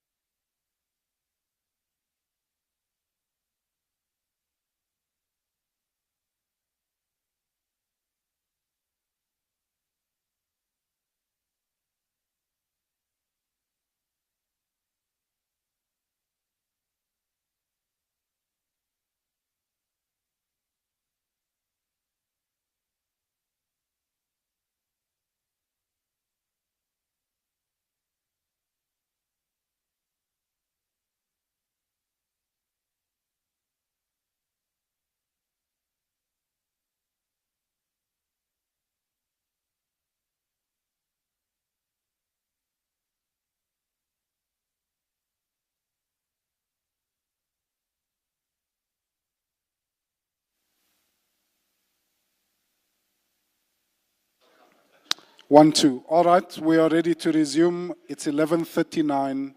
Please make sure that your cell phones are quiet.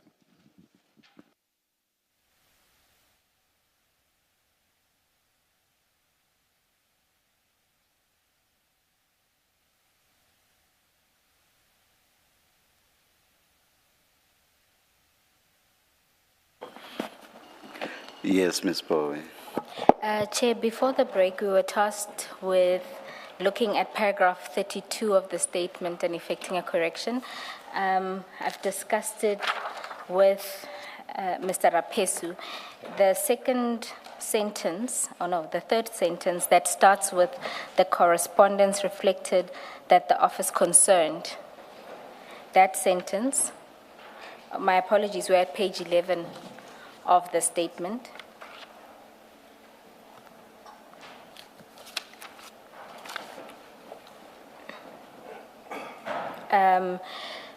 To delete the words, the correspondence reflected that the office concerned, up until that place, and replace it with, I was informed by the general that he was, and then the sentence will continue, was reporting to the Office of the Minister of Police on the progress of the matter every 10 working days.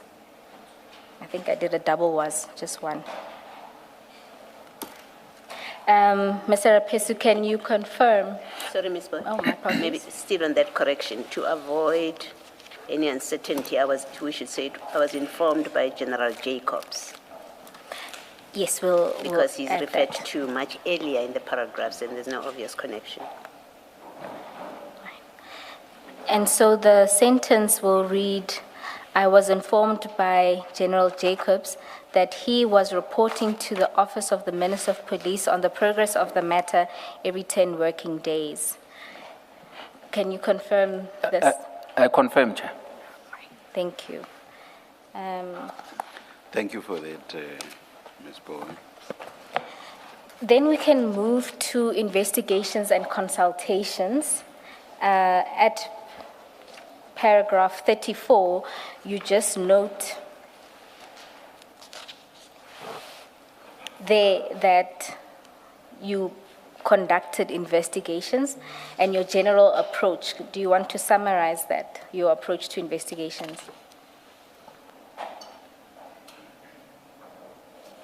Yeah, just in summary, as I studied at 34. Oh my God. Just the information that was in the docket, it was not enough for us to have gone anywhere. So we basically made an appointment to meet with the complainant, which was supposed to be on the 19th, but that meeting never materialized. So we decided to meet as a team on the 19th. So I collected Mr. Perumal at the airport to go and meet with Advocate Ramsamy in Midrand. So when we arrived there, Advocate had already prepared documents for us emanating from the dockets that I've already collected at General Jacobs' office. And when you say that he prepared documents, you mean the copies of the copies dockets? of those dockets. All right. So Chief Perumal brought a stack of documents. It could be maybe between 10 to 20 pages. When you say 10 to 20 pages, I'm also looking at your hand gestures. Is that, or Hey. oh, Yeah, let me just say around 20, just to be safe. yes. Thank you. And where did he say these documents came from? No, he said he received them from Mr. Fadil Adams. Did he indicate when he received those documents? No, that I cannot say. He never indicated. Okay. And what were the contents of these documents?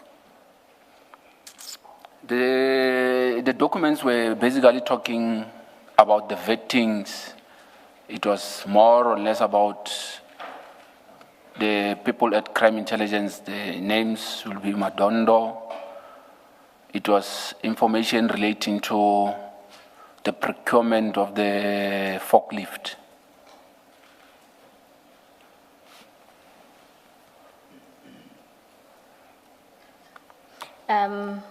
And was there any other documents apart from the ones related to vetting and the forklift issue? No, I can't say much about that, but because we were deliberating, we were also talking about the housebreaking on the Lushaba matter. We were discussing these things at random. So, but what I could pick up is those. All right. And you say that at this meeting you took some notes. Yes, I did take some notes. Commissioners, the notes are attached as MRR 4 at page 31 of the annexures. I tried to read some of them, but Mr. Rapesu advised that maybe perhaps to explain your approach when you take notes.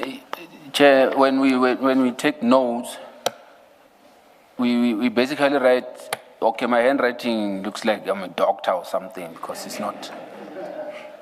But what we usually do is we don't, from our side, we write in such a way that even if I get to lose this document, the person who will have it will not be able to make out what was this about, because we are dealing with sensitive information, people's names and other things. So you try to be as vague as you can, but at least you as the writer, you will be able to remember what was this about.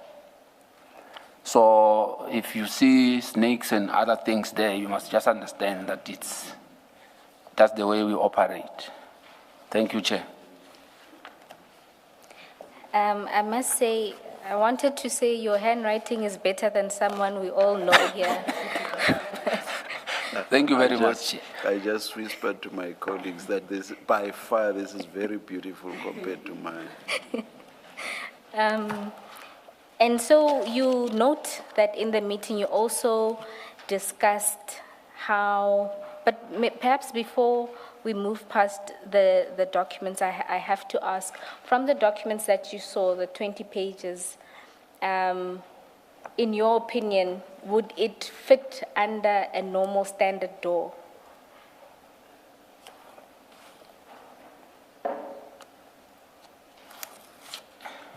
Ish. It's possible. It's possible. Poet, does it not depend on what the door looks like? Should we not just subpoena Parliament to send us photos of the office and what the door looks like? Because a witness who has not been there are some doors that leave space large enough for things to slide under, and others don't provide for that. So isn't Parliament better positioned to give us that information? Commissioner Kumalo, I take your point, and perhaps we should do a subpoena in that light. If he hasn't been there, it's unfair to ask him that question, because it forces him to give an answer he's uncertain about. Point accepted. I was following on a conversation we also had with Advocate Ramsamy about having seen the documents, whether or not they could, but I take your point. Mr. Rapesu, I won't take that point any further. But you then say that the discussion, you decided on approaches for the cases, including to group the cases in particular way. Can you explain some of that? Yes, we decided that we are going to group the cases into four groups. That will be, the first one is going to be the Lushaba matter, because that was from the look of things, that was the clear or simple one, because it had the old docket which was opened already in 2022. So the groups were the Lushaba matter, the Madondo matter, the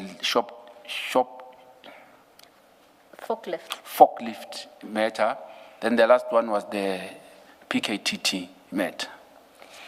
And even in this grouping, there doesn't seem to be reference to the Mukwele matter. That is correct, Chair. Okay.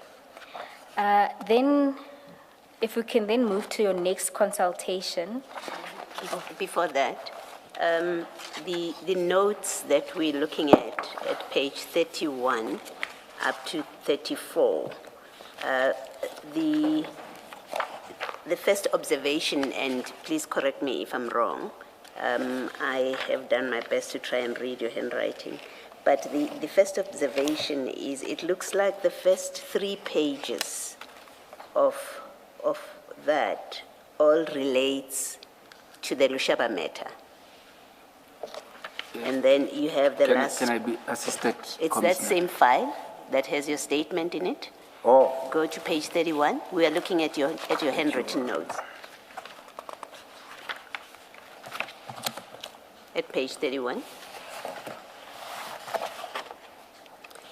They refer to housebreaking. That's the theme, the main theme at page 1, page 2, I think page 3 as well. That will be correct, Commissioner. And this information that you have here, where does it come from? Is it what you were told in that meeting, or it's material that you got from the docket? This information is coming from the engagements in the meeting, that is coming from the file that was provided by the advocate with the copies of the docket and the documents that Chief Perumal brought. Okay.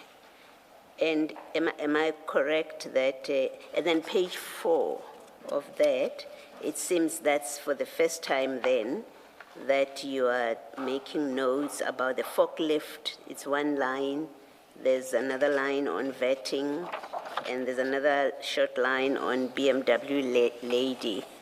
And then as you carry on, there's more detail of it. Again, that detail. So you see where I'm looking at page 34? This is where it looks like you then group the matters at page 34. Page 34. You have forklift, you have 28 vetting files, and then you have BMW lady. You see where I'm reading? Oh, yes. You see where I'm reading? I see, Chair. And then when you carry on to the next page, those notes there, for example, about the BMW lady, where does this information come from now, as you're recording it? Let's say at page 36, you have Brigadier from BMW, she is, something is said, Kumalo/Lushaba, and then Grabbers, and something, Brigadier female, ORS. This information comes from whom amongst you, and where was it sourced from at this point? Remember, we still at that meeting in Midrand. Yes, the issue about the BMW lady, it was coming from Chief Perumal. Okay. So it was just mentioned as it is. They didn't mention, the name was not mentioned. It was just the way I captured it. Okay. And then at page 37, you've got the last 2 sentences there. The last 2 sentences, I'm more interested in the penultimate one, the first one that has a star to it. Yes. Can you just speak to that? It makes reference to Paul O'Sullivan. That is correct. What is that about? So during the engagement in the meeting, Chief Perumal asked about a clip that was circulating. So the discussions was they tasking me to go to Mr. O'Sullivan to find out if he had opened a case against around this issue about the BMW lady, and also to find out if he has conducted or done anything on that matter. So the discussion was to give me the tasking to say I must go and find out from him what did he do on this matter. Did you speak to Mr. O'Sullivan? I did Following speak. the tasking? I did speak to Mr. O'Sullivan. And what did he give you, or what did he say? And when I say you, I mean IDEC. Yes. No, what he provided to me, he gave me a letter. I'm not sure whether it was the letter to the minister or from the minister, but it has something to do with that. So he also provided me with the report. On that report, there's something that we call CPB, where you check people's details or something like that. So those details, he provided them via email. He And said whose details were there in that document, do you remember? it That was report? Brigadier Mukwele? Brigadier Mukwele's details. Okay. So when he forwarded the emails to me, I also noticed on the email that that information was sent to Andrea Johnson on the 5th of December 2025 already. And sent My to... apologies, sorry, Commissioner Baloyi, If it's just a to topic correct. that you were going to cover, I'm happy to leave it. I just thought you were moving away from these notes. Two parts. I wanted to correct the date from the witness, which is, it's dated December. We'll ask the attorneys to hand up the 2 January, sorry. It's 5 January is the date of the two emails that were sent. I'll ask the attorneys to distribute them to everyone. The consultation with Mr. O'Sullivan is dealt with in upcoming section. Okay, I'm leaving it. You should have stopped me earlier. My apologies. As long as I keep track of jumping around, I'm comfortable with moving forward. Okay, all right. Mr. Raposi, we're going to stop here, and then Ms. Bowe will take you through her paces. Thanks, Commissioner. Okay.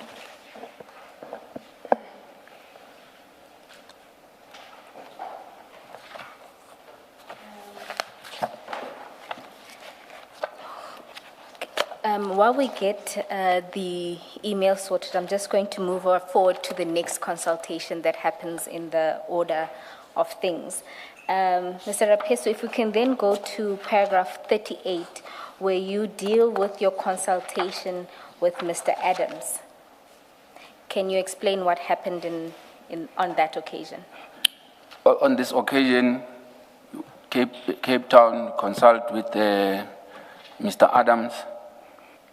We interview him.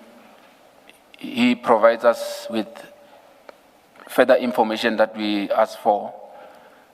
Just to cut the matter short, we obtained the supplementary affidavits, 4 supplementary affidavits. The 4 supplementary affidavits were commissioned by myself. So, before we go too far into the commissioning, perhaps let's start with what was the purpose of your consultation? The purpose of the consultation was to provide Mr. Adams with an opportunity to clarify issues about the dockets. And before that, we became aware that he was complaining that he could not have put most of the information in the dockets. So we wanted to find out from him what more did he have to give to us. Okay, and through that process, you were then with him preparing supplementary affidavits? That is correct. Would this be supplementary to the A1 statements that were in the dockets? That is correct. Now, I just want to use one as an example, one of the supplementary affidavits. If we can go to file 9, page 3485, I think is where the first one is.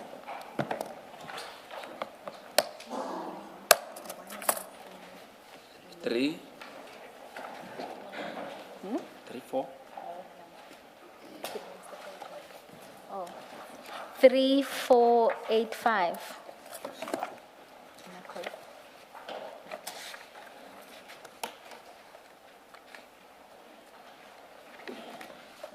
I'm there, Commissioners in Chair. Okay, so you will see there.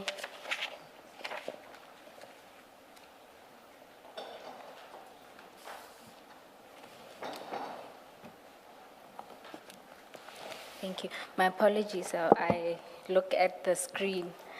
You will see there that, can you confirm that that is one of the supplementary affidavits you took with Mr. Adams? I confer, Chair and Commissioners.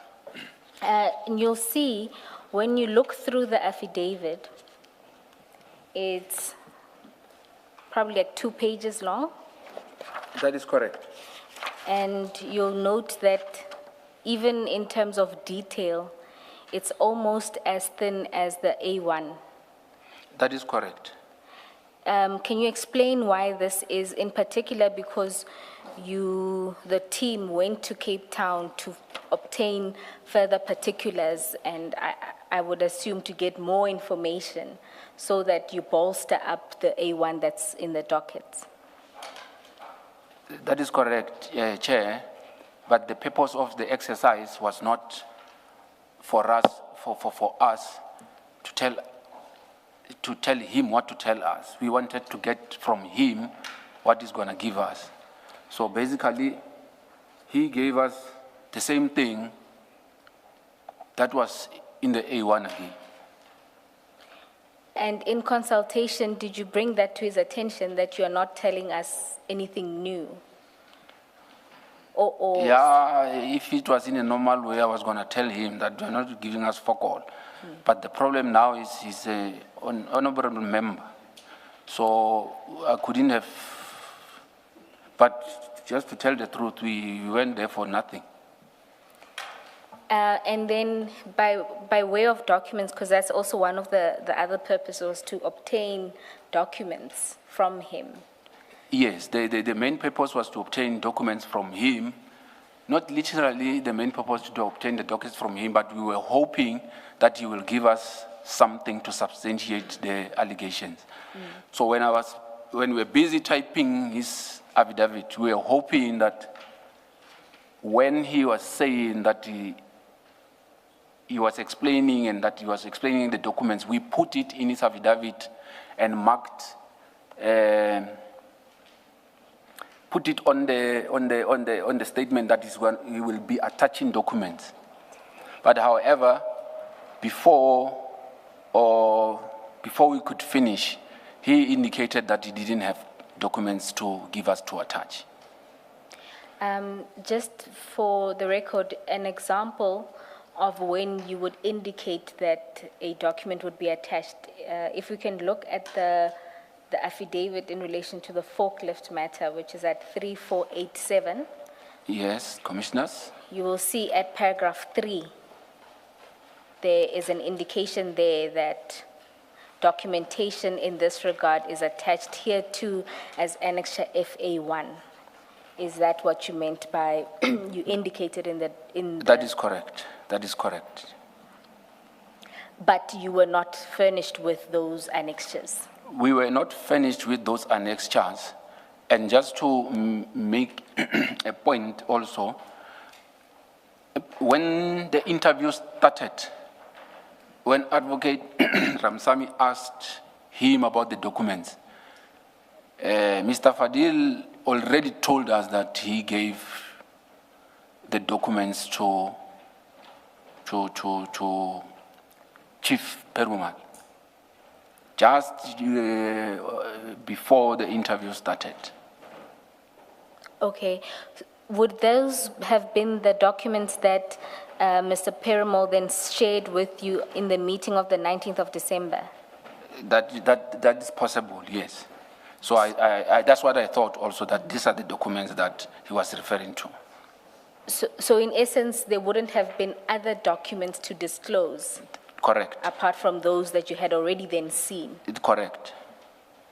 I just want to bring your attention to something where, if you go to paragraph 39 of your statement. May I just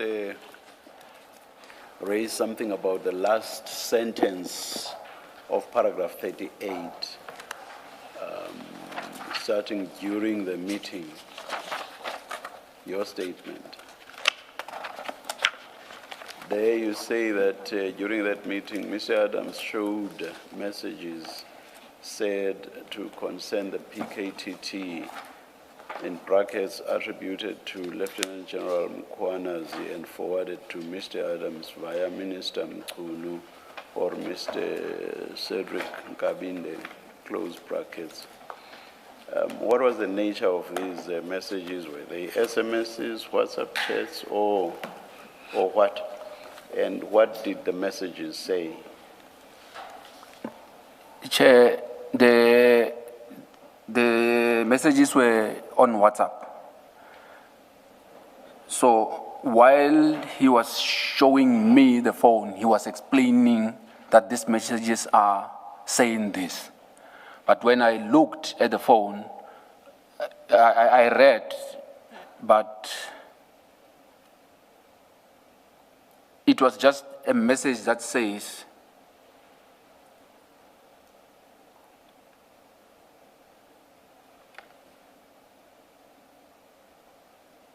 I don't know how to, like, it was just, he's just flashed it to me too. So I couldn't see the top part where the message is coming from. That's why I'm saying in my affidavit, it's coming from Minister Mkhunu, or because I couldn't see where the message is coming from. So on the last part of the phone, also I couldn't see. Basically, I couldn't see the names. I was relying on what he was telling me that this message is saying. But indeed, it was written there that if you disband the PKTT,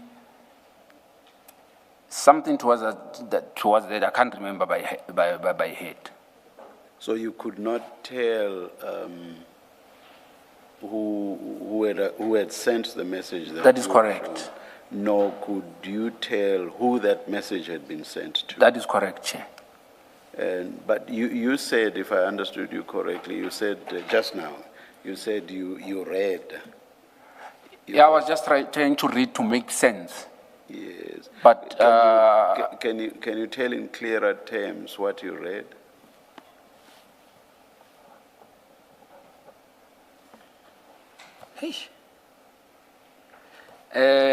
It was what I read. It was a line that was saying, if you disband the PKTTs,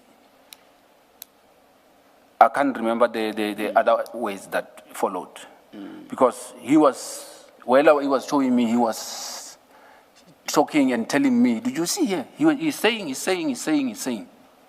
And you say the messages were attributed to General Mkhwanazi. Was it Mr. Adams who attributed the messages to General Mkhwanazi? That is correct, Chair. So he said, here's a message that came from General Mkhwanazi. That is correct, Chair. And what did he say regarding the forwarding? What exactly did Mr. Adams say? So regarding the forwarding, yes, he seemed to be saying that he got the message from the Chief of Staff, Mr. Nkabinde. Okay. All right. Okay. All right. Thank you. We maybe deal with the 6 January affidavit so that we don't have to come back to it. The three of you are in Cape Town, and I'm assuming all three of you are interviewing Mr. Adams. That is correct, Commissioner. All of you are asking him questions. That is correct, Commissioner. And then who was typing the affidavits? Chief Perumal was doing the typing, Commissioner. Was doing the typing. And how did you end up being the one commissioning the affidavits. Was there a discussion about that? There was no discussion about that, but as a lead investigator on the matter, I just assumed that it's me who was supposed to commission the affidavits. And there was no objection from the other two? There was no objection. Where was your stamp? Why did you not stamp this affidavits? I don't carry stamps, Commissioner. And the three of you, did none of you have stamps with them? No, we didn't have the stamp, Commissioner. And nobody even raised that as an issue? No, it's not an issue. Who has the stamp? You know, the three of us here. No, it was never mentioned. We would say, do you have a green pen? And Chair would Oh, have yes. a green pen, and that's how we would deal with it.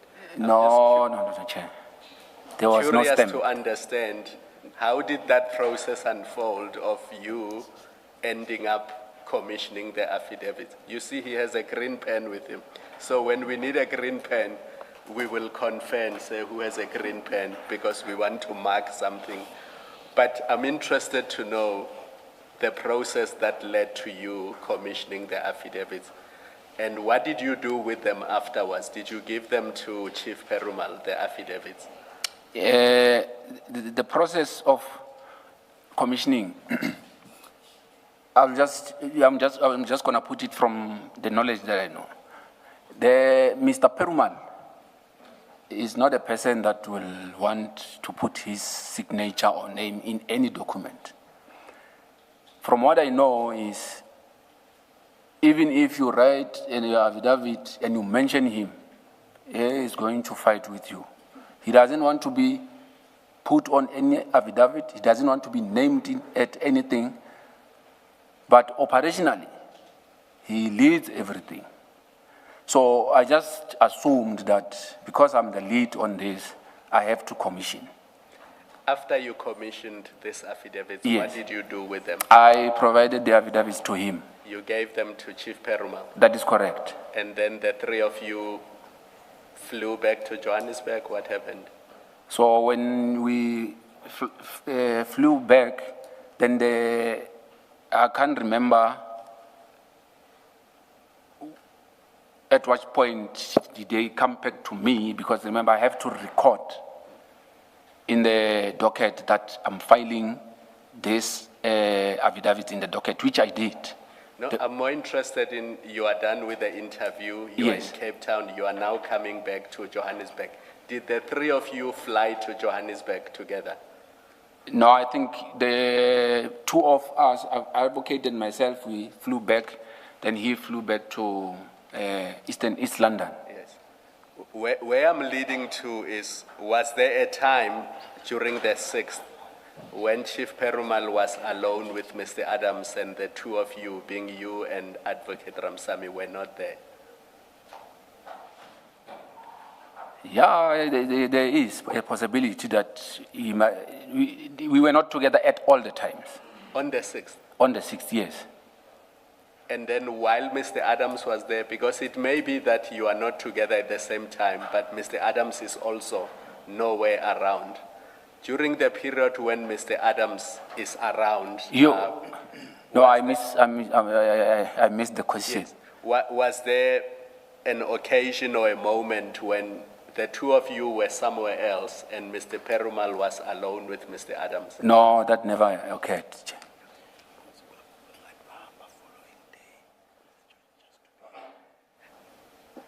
After your meeting where you took the supplementary affidavit, was there an arrangement perhaps to meet again on the same day with Mr. Adams by any one of you that was made in your presence? No, Chair and Commissioners, there was no arrangement.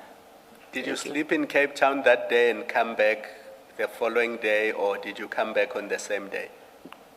No, we came the following day. The 7th of January. That is correct, Chair. Thank you.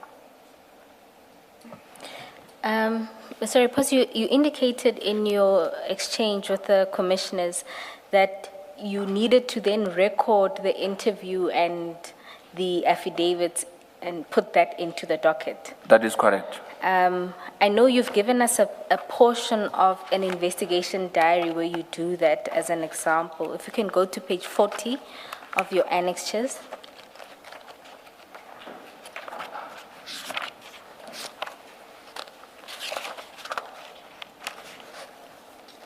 Which table flag, Ms. Bowen? My apologies, Chair, it's MRR 5. Thank you.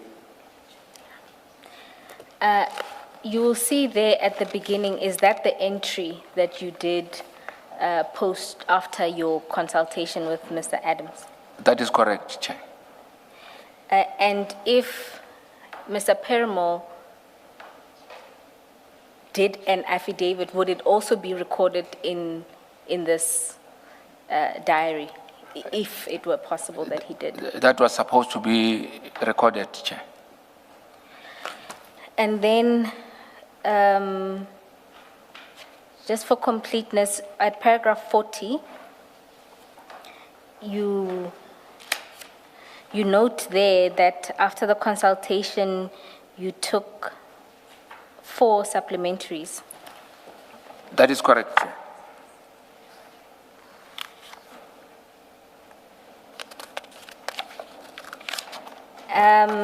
And Ms. Bo, he said something about the docket. Can you just, did you put the supplementaries in the docket? Yes, I put the supplementaries in the docket. Was that on the 7th, Yes, that will be on the next day. on the next day? Yes. And then were there any other affidavits in the dockets besides the ones that you commissioned? No, Chair. at paragraph 40, you indicate that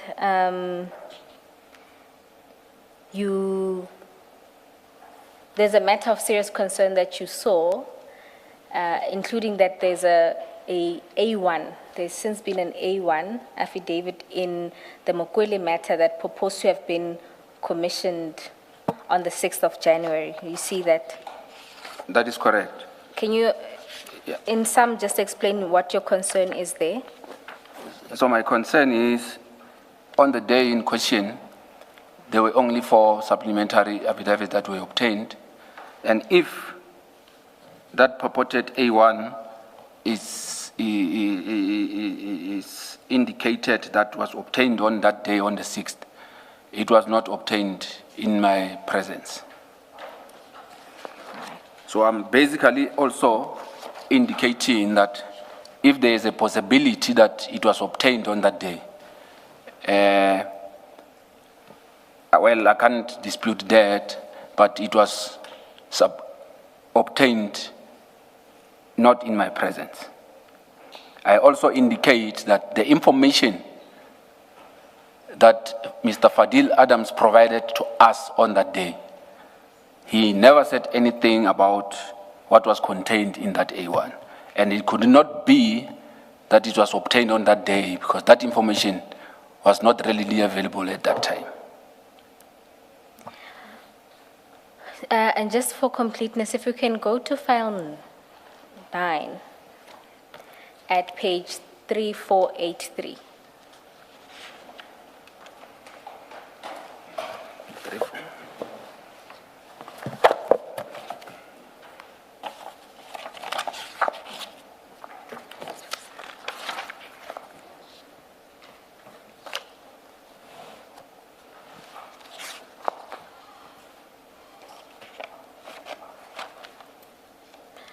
Are you there? I'm there, Commissioners. Is that the affidavit, at least one of the affidavits that were concerning to you? If you look at the affidavit, if you go to page 3484, you'll see there that it's dated 6 January 2025, and it says it was signed in Cape Town. Then it was commissioned by Mr. Perumal, and it includes his stamp. Yes, this is the affidavit that I was indicating that I'm concerned with. And just to put it clear, I don't know this affidavit, and I've never seen it until it was presented here. All right, thank you. And then just to just clarify with you, you didn't see the disclosed dockets No, I didn't see the disclosed docket. because by then you were already removed from the matter. That would have been, That is correct. all right, thank you. On that, ordinarily, these supplementary affidavits, you say you put them in the docket, would they have been, and it may be an obvious question or has an obvious answer, but I would like to get it on record. These supplementary affidavits that you put in the docket, would they be part of what gets disclosed to the accused in the process of the process in court? That should be the way you have put it, Commissioner. So if all was done properly, or if proper disclosure was made, when we look at the docket that is presently sitting with the accused, we should find your supplementary affidavits in there. That is correct, Commissioner. Okay. The question I asked you earlier about what you put in the dockets, the affidavits that you commissioned, if they were not in the dockets when the dockets were shared with the accused, that can only mean that somebody swapped the affidavits that you commissioned for the affidavit that Advocate Poe is showing you now. That is correct, Chair. Not only swapping, it can also be that the others were hidden so that they cannot be, so it can either be.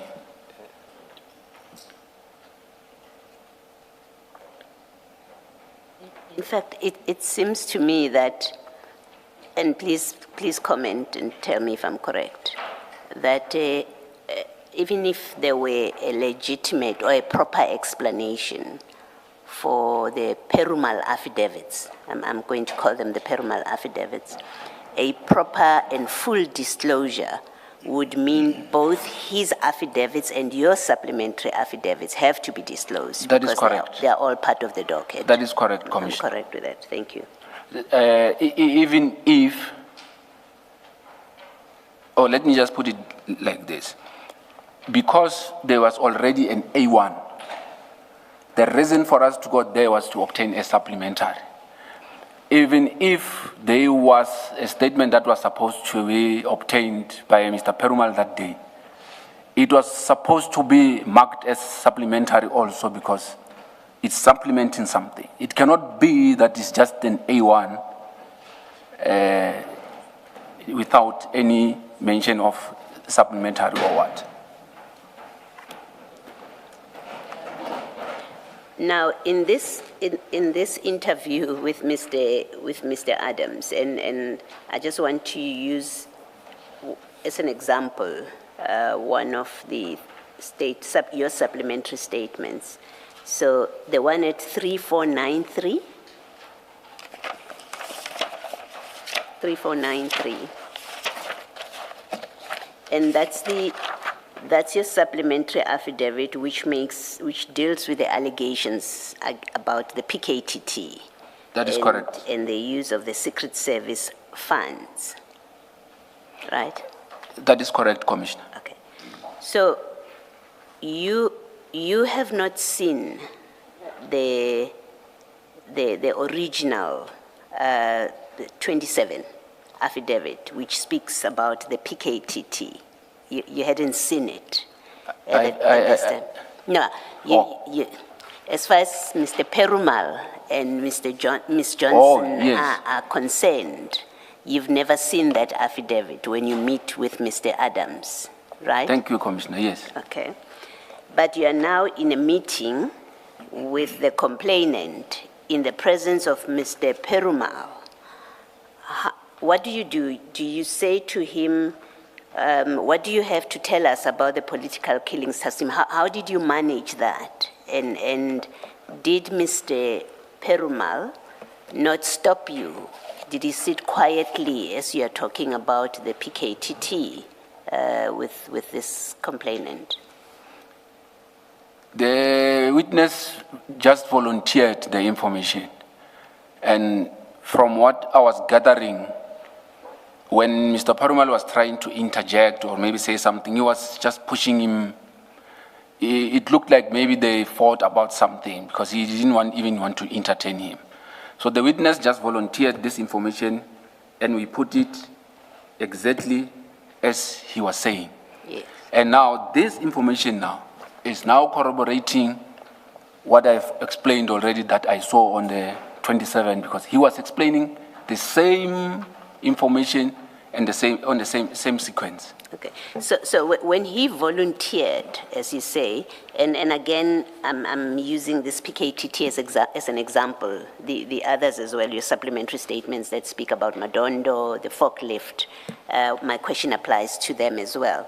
So when he speaks about the PKTT, he didn't express any surprise. Why are we talking about the PKTT? Because I never said anything about the PKTT. Not at all, Chair. There was no issue. There was no issue. So when you take his supplementary, you understood from that interaction that he's building, he knows he's building on the section 27. That is correct, He spoke Chair. about these various topics. That is correct, Chair. Okay. So just to indicate further, the same name of Dlamini also came up. Yes. And I also informed him that I know Dlamini. Yes. So we had a small conversation about it, but we left it at that. And Chief Perumal didn't say, but we are here to talk about Mukwele. Why is he talking about these? No, he never said anything. Right. Thank you. Thank you, Ms. Boy. Just to complete your point about the Cape Town Pretoria affidavits commissioned by Chief Perumal, you said they too should have been named supplementary affidavits.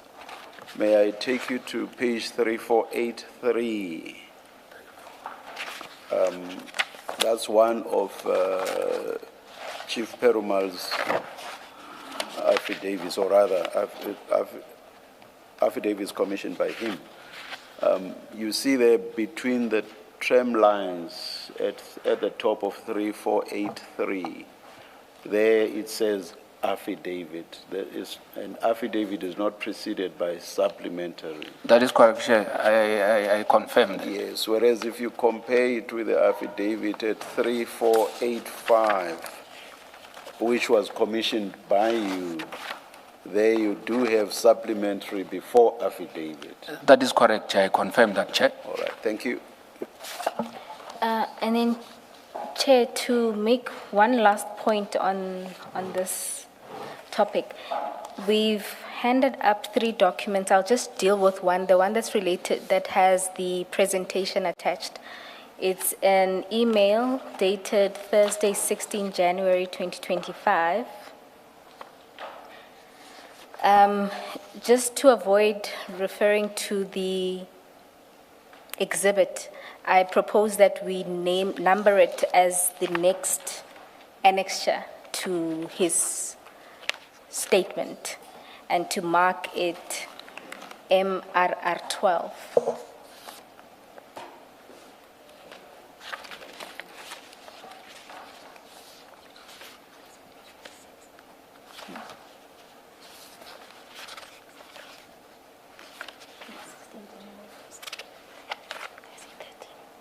Oh, goodness. My apologies. Apparently, I said 13 January. It's 16 January. The email. Oh yeah, the time 13:31:01. Yes. Thank you. We will be using it. And you say we should call it 12 or 13? MRR 12. 12. Oh, thank you. We will be using it for a different point, but on this aspect, if you go to page 5 of the presentation, this presentation was provided by the witness this morning, hence the late edition.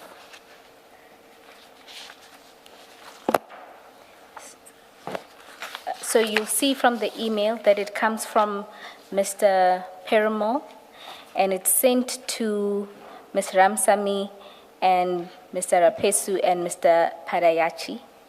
And the subject line says diversion presentation.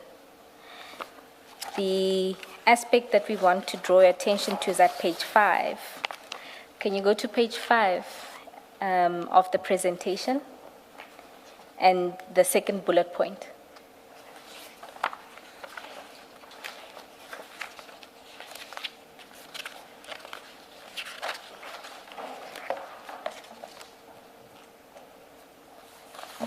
I'm there, Chair.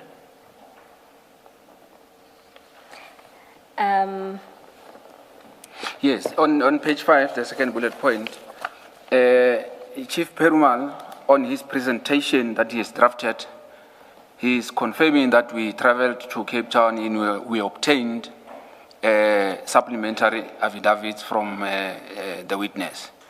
And from this, he's only talking about the supplementaries. He's not talking about any other affidavits that he has obtained. That is an official presentation that he has prepared. Can I also elaborate on? Yes, Commissioners, the witness also wanted to complete the point related to the section 27 that he saw, and that this presentation corroborates that. If we can go to slide 2 or page 2, and then you can explain from there. I think you should go to page 3, the top. No, page 2, so because it outlines all of Oh, yes. yeah. The background of the matter is explained. It's explaining the gist of the matter about what was on the section 27. So what I want to point out is on point number 4, which is at page 3. But perhaps all of them help you. All right. If you recall all of the aspects you said you saw. Yes, but from number 1, 2, 3, and 4, which the first one is talking about the Lushaba matter, the second one is talking about the forklift matter, the third one is talking about the promotions and vettings, then the fourth is talking about the PKTT, and it explains now what I was explaining that I saw on the 27th. So that information that I was relating, Chief Perumal now, he's putting it in his presentation, which is at point number 4. 22 January 2025. That is correct, Chair. The presentation is dated 22, but it was sent to the team on the 16th of January.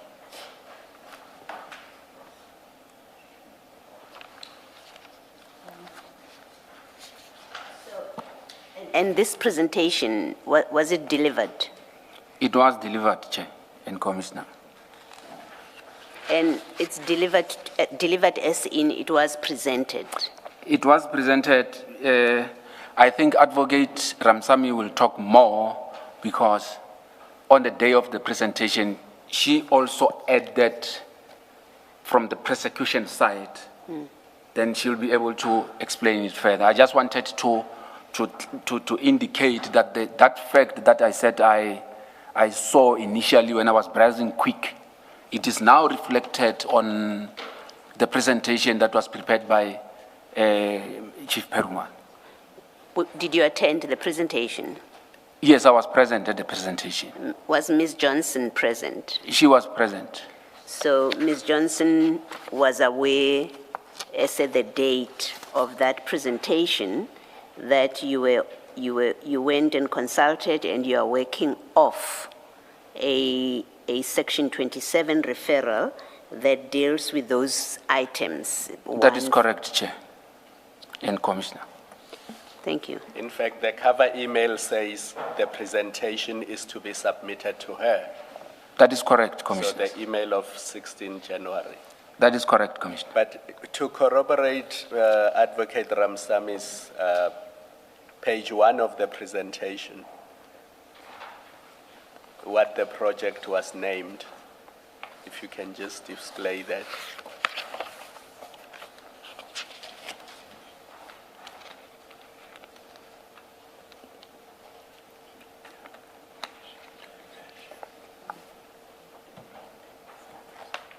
Just very quickly, do you know where the name comes from? Why was it called Operation Diversion? Chair and Commissioners, I don't know where the name came from, but I know it was called Project Diversion. Enlighten us. I can't say more, I just know that it was called diversion. But as to how did it come about, I don't know.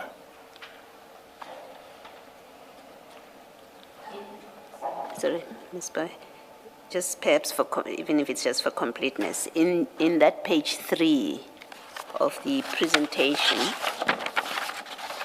the very last paragraph, it says, and further suspects, this is the Member of Parliament, he makes the allegation about General Kumalo, senior managers, together with General Lushaba, for abusing COVID funds, and then this is the part, and further suspects that the National Commissioner, General Masemula, may be involved in some of these allegations. Do you recall Mr. Adams saying that in your consultation? And if he did he say more than just I suspect? Did he say why, if he did? I can't recall this part, but also I can't dispute that it might have been said. So You have no recollection? I don't have any recollection of this, Chair. Thank and you. Commissioner.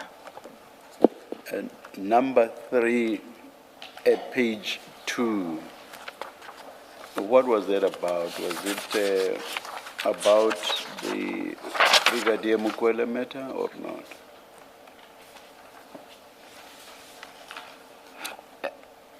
At the time, it was just phrased as this. So the probable word that they may have been used is the BMW lady, but not the name. I'm asking because... No, I didn't read it properly. Yes. Yes, there were no names mentioned here. It was just phrased as it is. Yes. I want to see how we relate this or do not relate it to a point you made earlier, which was that there was no mention of the Mukwele matter at some stage early on. Can you just give me clarification with regard to number 3 and what you said earlier? I will start it when we were grouping the cases. It was Lushaba, Madondo, Forklift, and PKTT. Yes. So, and that was because there was no issue about... There was no, yes. So if the name could have came up, it would have maybe just randomly came, but not in a context of it being a case to be investigated. As the presentation was being made, were you able to understand how number 3 could suddenly have featured? No, it was not. I couldn't. Okay, all right. Mr. Rapes, maybe to take you back to something you said earlier in the morning, and I hope my recollection is correct. When you were saying the 2 matters that you were involved in, you specifically said you were involved in the Lushaba matter, and then you said you were involved in the Madondo matter, which later became the Mukwele, or was then known as the Mukwele matter. And if I'm not mistaken, that Madondo matter was related to a promotion, and it had vetting issues, and that, am I incorrect? You had me correct, but the issue now is, from the 4, I don't know, because I was removed, I don't know when did Mukwele overtake the Madondo. So that's why I was just phrasing it in that context, that at the beginning, there was no Mukwele, but suddenly then there was Mukwele now overtaking the Madondo. So what this means is that number 3 could well have been referring to the Madondo matter. That is correct. All right, thank you. Thank you. Then, I think that should cover your consultation. I want to say for now. Yeah. I'm hopeful, Commissioner Kumalo, that you won't Ms. need Bowe, it. are you done with the notes that are MRR4? I just wanted to check something. If you are closing that part, No, you can proceed, Commissioner Boloyi. okay. Mr. Rapesu, your notes that we were looking at earlier, they start at page 31.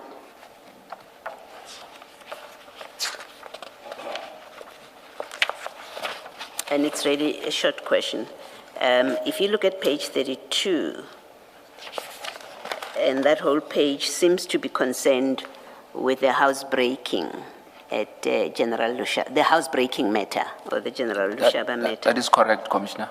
Now, you have there certain telephone numbers of two people as a side note, and one of them is Feroz Khan, and the other is Ian Small Smith. Do you remember why? Who gave you these, and why? What were you to do, if anything, with these numbers? If you remember. If I remember well, these numbers were provided by Chief Perumal, and Mr. Feroz Khan was one of the people that was identified that he will shed more light about the topic that we're talking about. About the Lushaba matter. Well, maybe. Yes, about the Lushaba because matter. the page looks like a Lushaba Yes, discussion. it was mentioned that he will shed more light, and I think it has something to do with the reporting or something. It has something to do with the lost items that were reported to Khan, something like that. Okay. So he would shed light on that. That is correct, Commissioner. Okay. And then the second name, is that a subs person? Ian Small Smith? Hey, I can't remember. Okay, you don't remember what was I said can't about remember him. what was it all about. Okay, thank you. Thank you, Ms. Bo. Thank you, Commissioner Baloyi. I'm advised by Advocate Sigels Nube that Mr. Ian Small-Smith is an attorney. I thought there might be another one in the subs. My apologies. And that I'm advised is according to Ms. Ramsamy. It was a poor. Hey, here's a double, triple. Commissioners, we are then going to move to the next topic, which is the instructions to subpoena General Lushaba's bank records. Mr. Rapesu, can you just explain briefly what happened in this regard, the instruction and how it came about? What has actually happened is Advocate Ramsamy came to my office with a piece of paper indicating that the head of the office, Advocate Johnson, wanted me to draft a Section 28 subpoena. So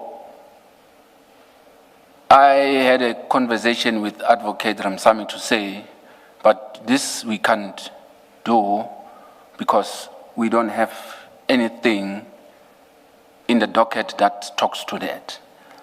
And I was raising my concern to say, if we do this, I'm not going to be able to explain tomorrow why I subpoenaed these documents. So I must say I was very harsh. Was it the first time you heard about this 50 million rand need to get a subpoena or a matter relating to this? At that point, it was the first time I was hearing it. So I was a bit harsh on her to say, no, I can't do, like, I even used those words that we use yeah.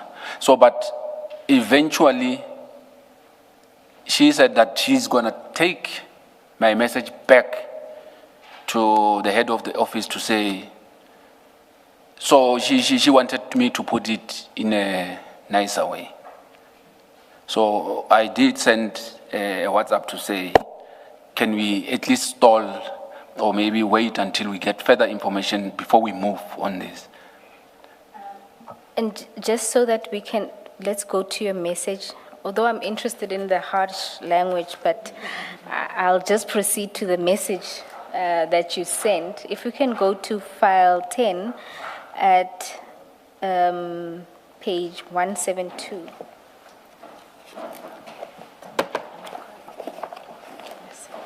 Yeah, I can see. Okay. And you'll see there, this is from Advocate Ramsami's phone.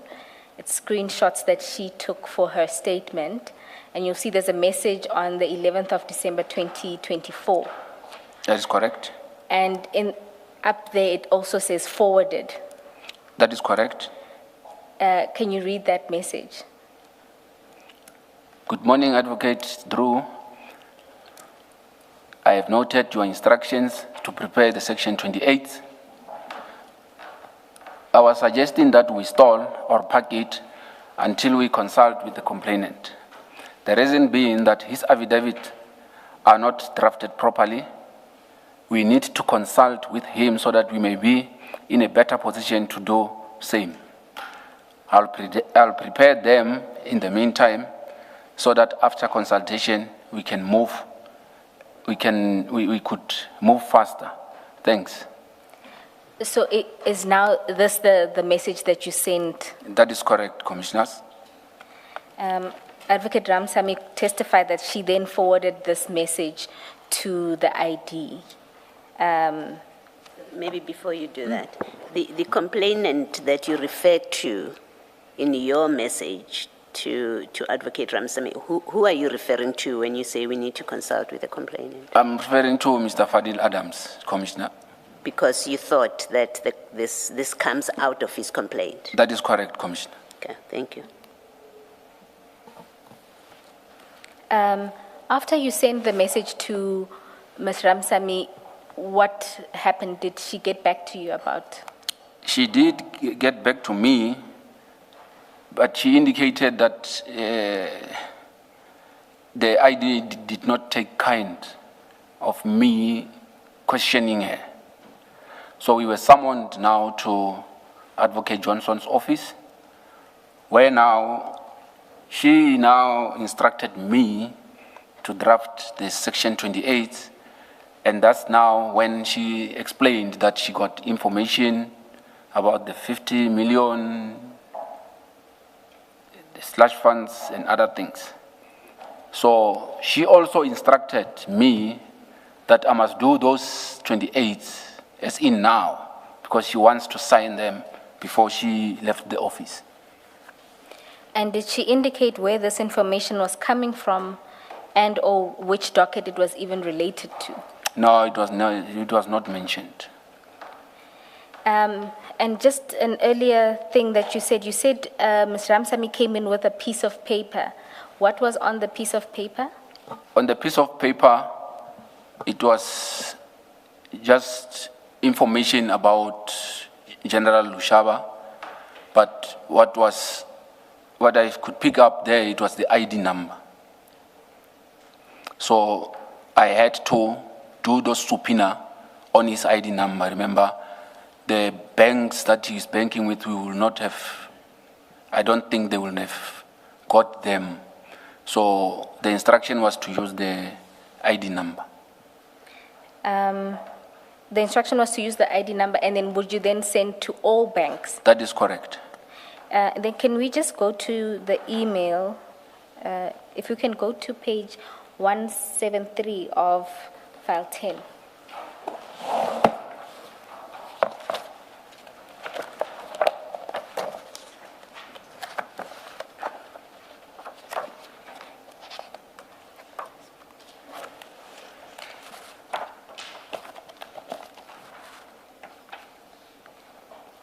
I'm there. Is that the email that you sent? That is correct. And why did you put that subject line?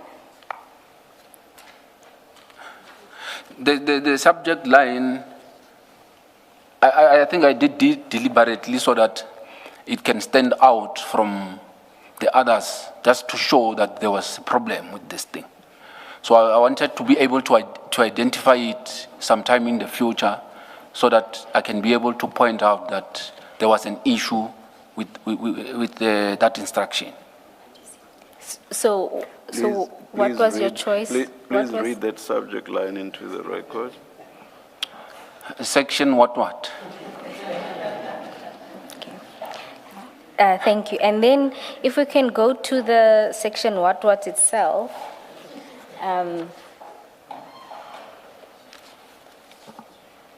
They are on the following page. If we can just go to the next page, 17. The first thing to note is on the following page, there's a number of annexures. Can you see that in gray blocks? That is correct. I Those can are see. the summons that you sent. That the is correct. draft.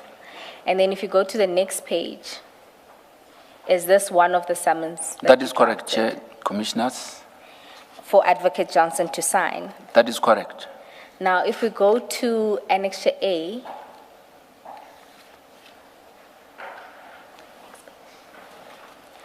on page 176, you will note there that there's a background, right? Correct? That is correct. And when you look at the background, you indicate, my apologies. No, I'm following.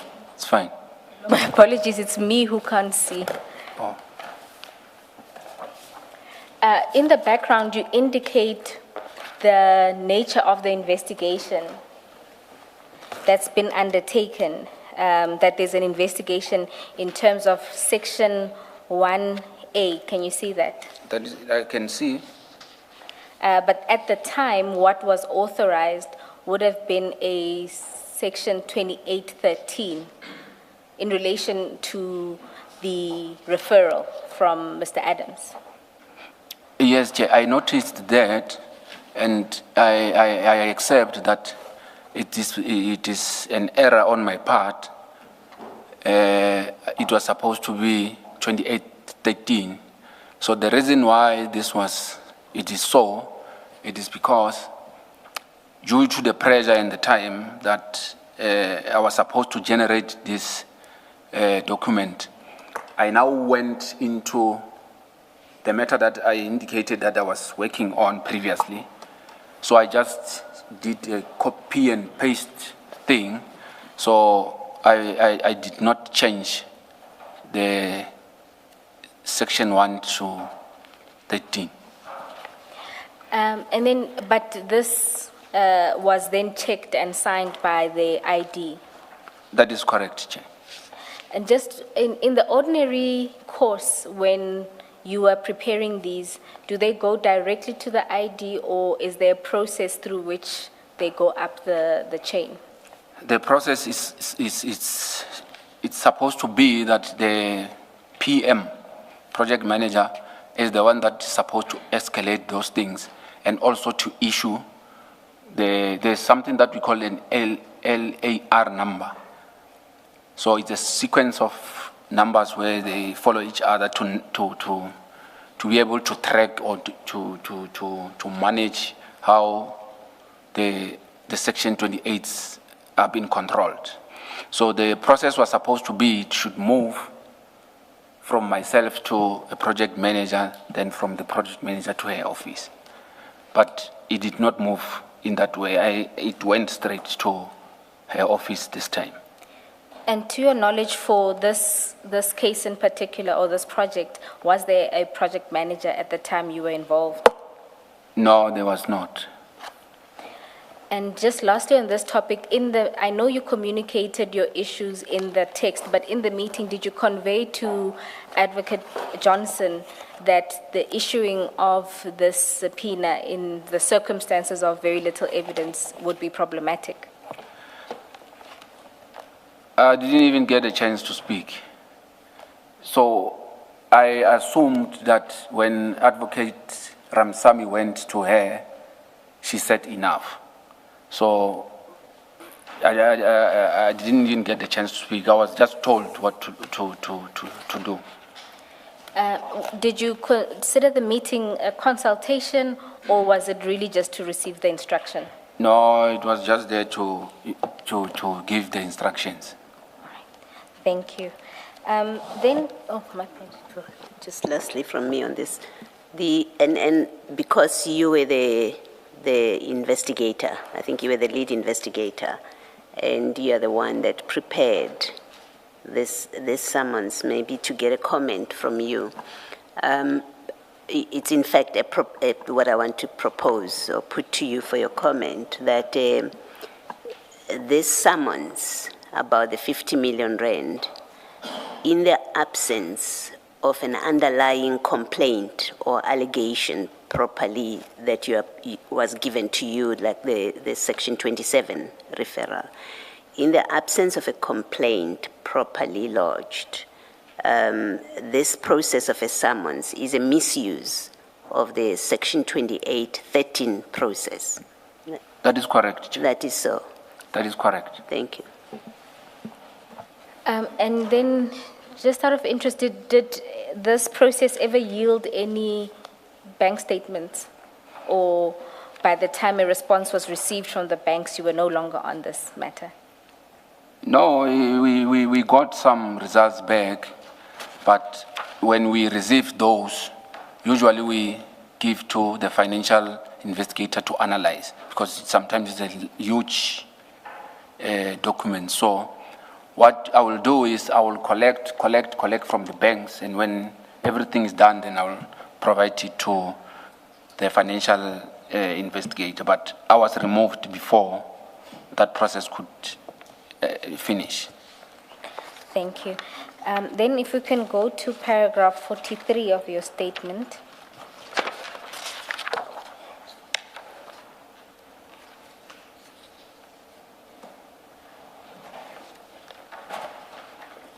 Paragraph 53. No, my apologies, 43 on page 15. Oh.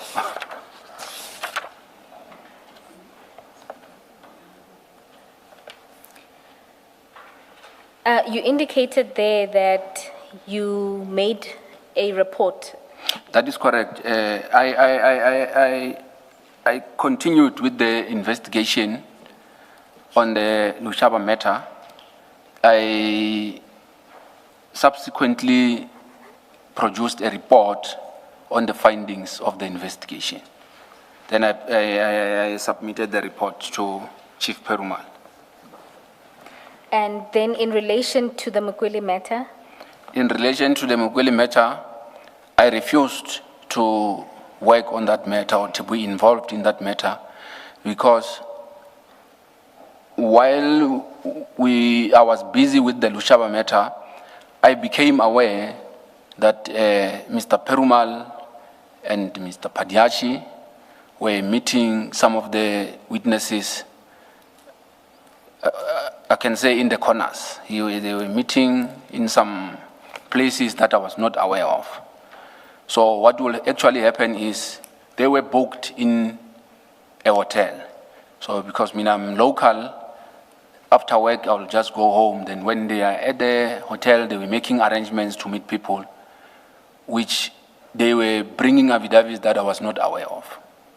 So I took issue with that. I reported to Advocate Ramsamy and Mr. Sisoko to say this is what is happening, they must deal with the matter. Eventually, I requested to be removed from that matter, and I was removed from the investigation of that case only.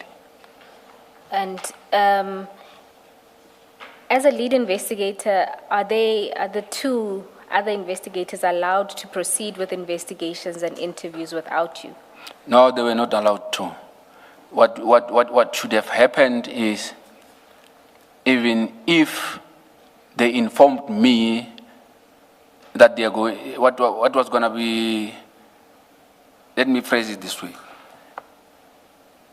If they informed me that there was a witness that they are going to see, and I've agreed to say, no, it's fine, then it will not be a problem. But for them just to identify someone and go and interview those people without my knowledge, that was not supposed to happen like that. Also, the prosecution lead indicates that before an affidavit can be authorized, or it must be discussed with the lead prosecutor. So when Advocate Ramsamy comes with the presentation, I think she will be able to complete that part where she will explain what the processes were supposed to be. But from your question, they were not supposed to have done that. And do you know what kind of affidavits were being collected?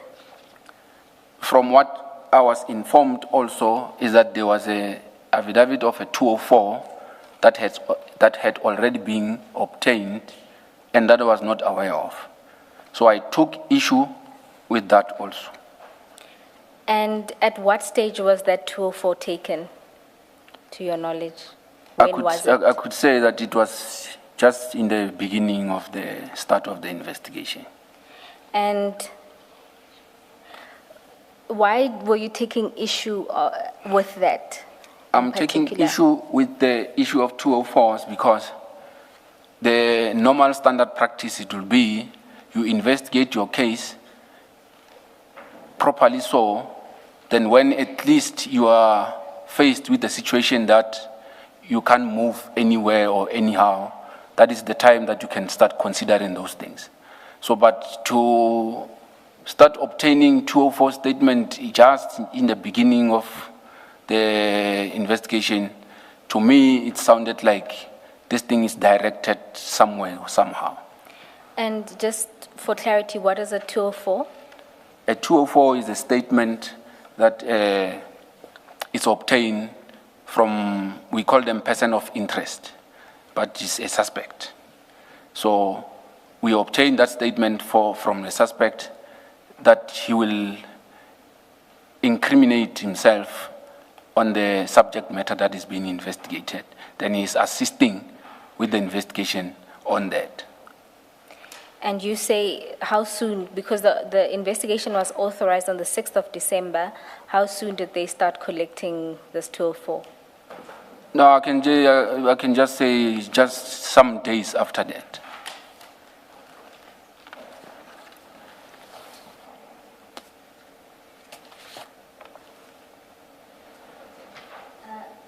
And then this also deals, commissioners, with the paragraphs 48 to 51.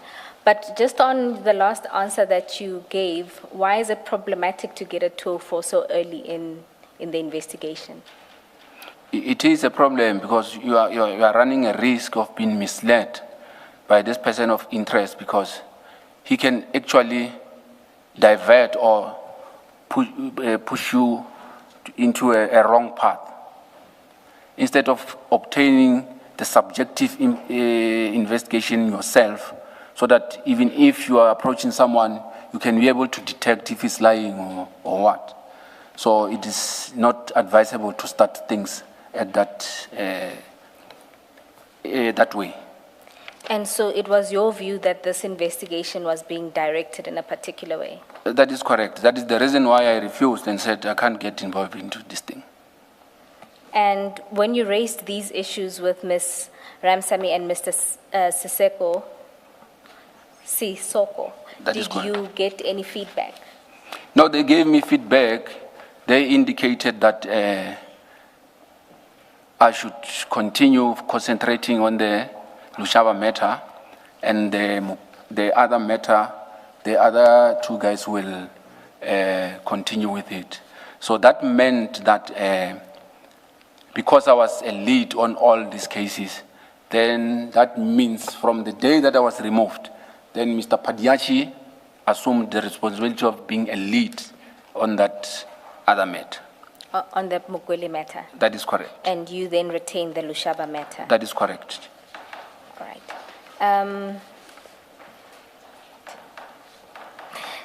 Chair, we are going to move on to the next subtopic. Maybe just to say that the recent exchange would deal with paragraphs 48 to 51 of the statement. What remains is a consultation with Mr. O'Sullivan and the disciplinary proceedings that were instituted against the witness. Let's continue and see how far we can how get. it goes, yeah. Now let's deal with your consultation with Mr. Paul O'Sullivan, which takes place on the 13th of January. You deal with this at paragraph 45 onwards of your affidavit. Yes, I was instructed to contact Mr. O'Sullivan and to find out from him what he was investigating and whether he had reported or opened a case, so that if there was a case open, so that we can go and also collect the case. So during the interview, or just before the interview, he sent me 2 emails. On the emails, it's the document that I've already explained, the letter and the report that I've already indicated. So on the email... Just one second. Commissioners, there would have been 2 other documents handed up.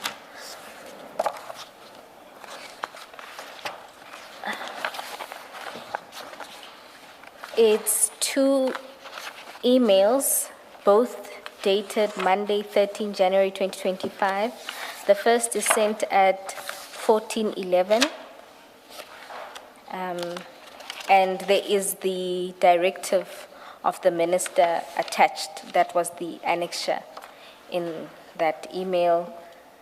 If we can mark that annexure. Which one do we mark first, the thicker one or The one with the letter attached. No. This would be the thinner one. The thinner one? Thank you. So 13, 1-3. Yes.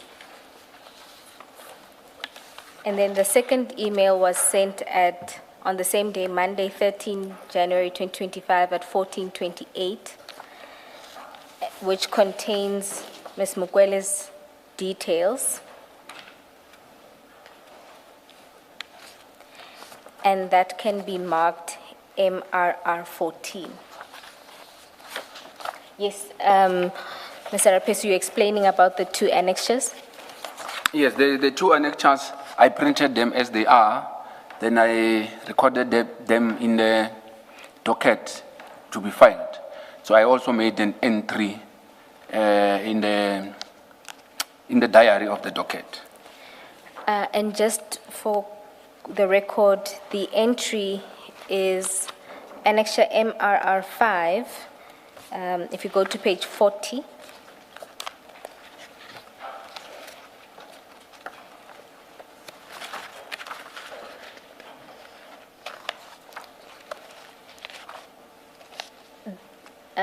Mr. Rapesu, at page 40, is that where you recorded the consultation? That is correct. At page 40, I confirm. That is the entry. Is it the one dated 15 January 2025? That is correct. 15 or 18? That is the 15th commissioner. Thank you. And chair.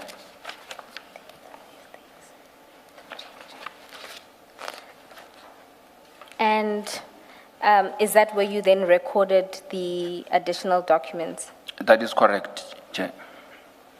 Yeah, I won't dare to read your... Ms. Paul, when you first mentioned these emails, I thought you had said they were copied to Advocate Johnson. But that came from you, so I don't think the witness said that.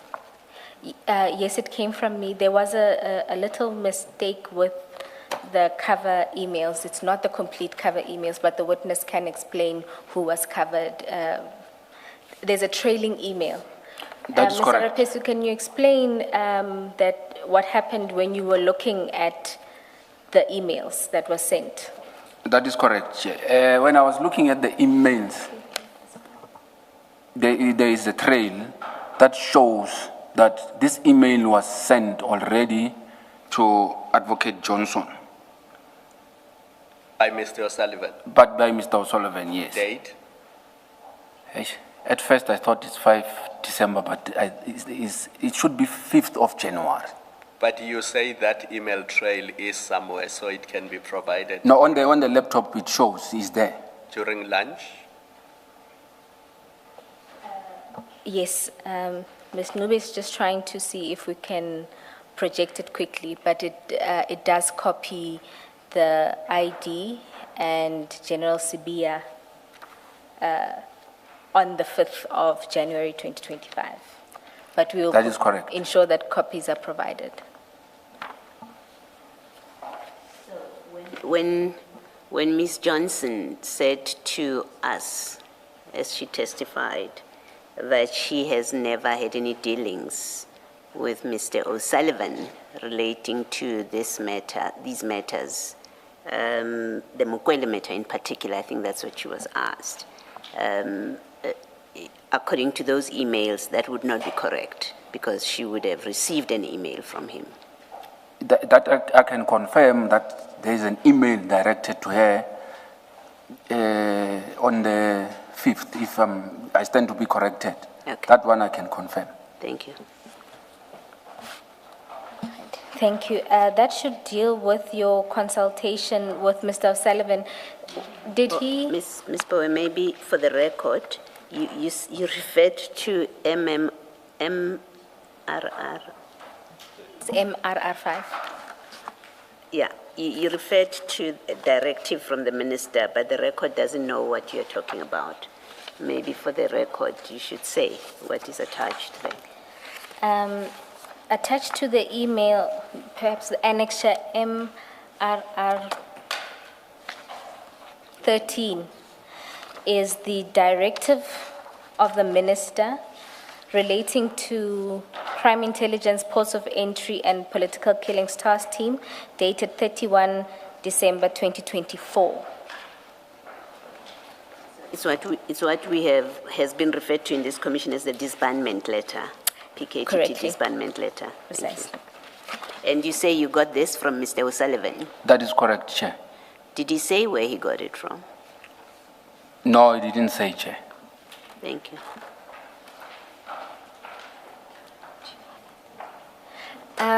Chair, I'm advised that the attorneys do have that. I'm just going to ask them to hand that up so that you can have it quickly. It's relevant also for a different set of individuals.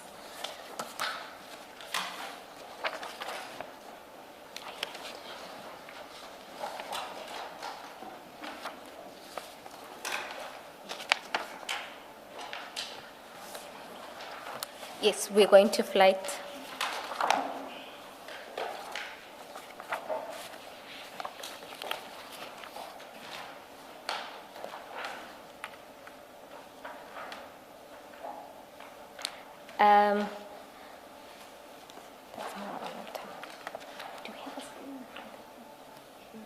Oh, my apologies. I was confused. I didn't know we have the screen in front of the witness, so I was pleasantly surprised. In the screen in front of you, we have projected the email concerned, and you'll see it's Monday on the 13th is where you have an attachment. That is correct. And that would have been the disbandment letter. And then if you scroll down, you will see the trailing email. And there it's dated the 5th of January 2025. And it's addressed to, for the record, for the public purposes, we've redacted the recipient, but that is Ms. Mukwele. And then copied in that is General Sibia and Advocate Johnson.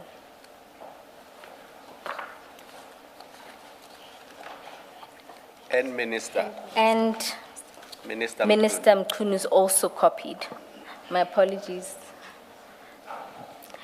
Don't look at the redacted version. If you look at the version on the hard copy, you'll see that there is also I can't pronounce that surname, but SMK at SAPS. So it's General Sibia, Advocate Johnson, this individual, and Minister Mkhunu, who are all copied.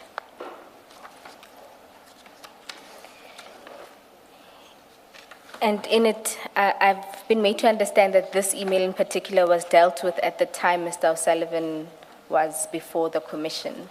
And this was his email to Ms. Mkwelo indicating a couple of questions that he had, demanding a response from her by a particular date. And the response is to render, I'm looking at the next page, maybe we have that. So the response is where he says within 14 days, and he wants her to do all of those things, 1, 2, 3. Is that the response you wanted from her? And Mr. Rapesu, you confirmed that this was one of the things that Mr. O'Sullivan was bringing to your attention. I confirm, Chair. Thank you. Now, you say that after the meeting, you gave feedback to the team. Does this include the documents that were provided, including this email? Correct, correct, Chair, Commissioners. Thank you. Now, the last topic that you deal with in your statement relates to the disciplinary proceedings against you. Oh, my apologies.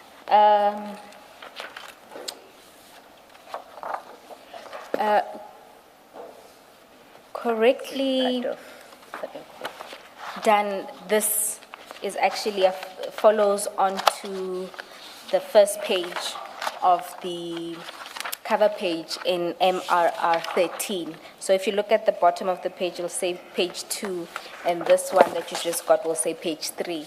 So we'll just have to insert it properly into everybody's files.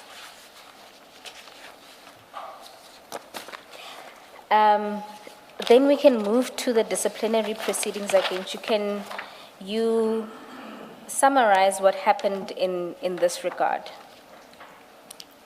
Commissioners, around that time, it was a time when I was questioning or refusing to work on this matter, and the chief was not happy that I was also indicating that they cannot do any of the investigation without informing me. So he took issue with that. So on the 10th of February, I was called to the head's office, Advocate Johnson. So on arrival, I was presented with the correspondence, or let me just call it a letter, that was addressed to me, indicating that disciplinary action has been instituted against me, and that I have 7 days to respond to the said letter. I was instructed to hand over everything that was in my possession, meaning I have to hand over all the dockets, documents, everything that was in my possession. I did do so. I handed everything. Then I left the building. All right. On that paragraph, the letter that was sent to you is MRR 6, which is at page 43. And just in sum, what were you being accused of? And in relation to what matter?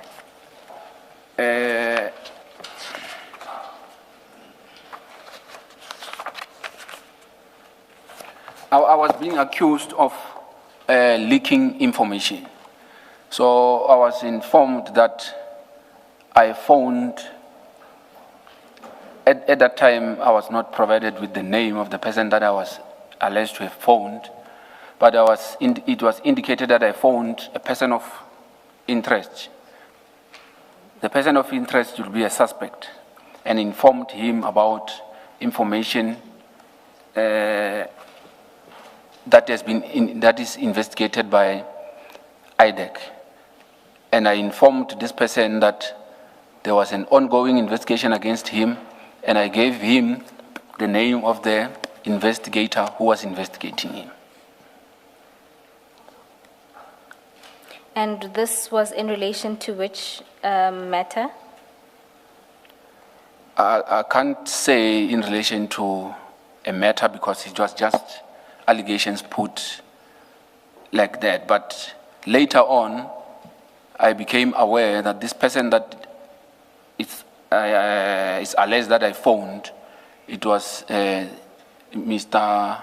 Cedric Ngabinde. So in essence, the ID was telling you that she received a call from Mr. Ngabinde claiming that you had informed him of an investigation against him. That is correct. And then after this letter that you received, what then happened? You wrote back? I then responded to the allegations indicating, can I be, oh yes. I then responded to the allegation indicating and denying that I leaked information to Mr. Ngabinde, and I also put a version of what had actually transpired prior to this incident happening. Just to cut it short, on my response, I indicated that the person who actually phoned Ngabinde, it was Mr. Perumal, Chief Perumal. And he instructed or maybe spoke to Ngabinde to phone the ID and make those allegations.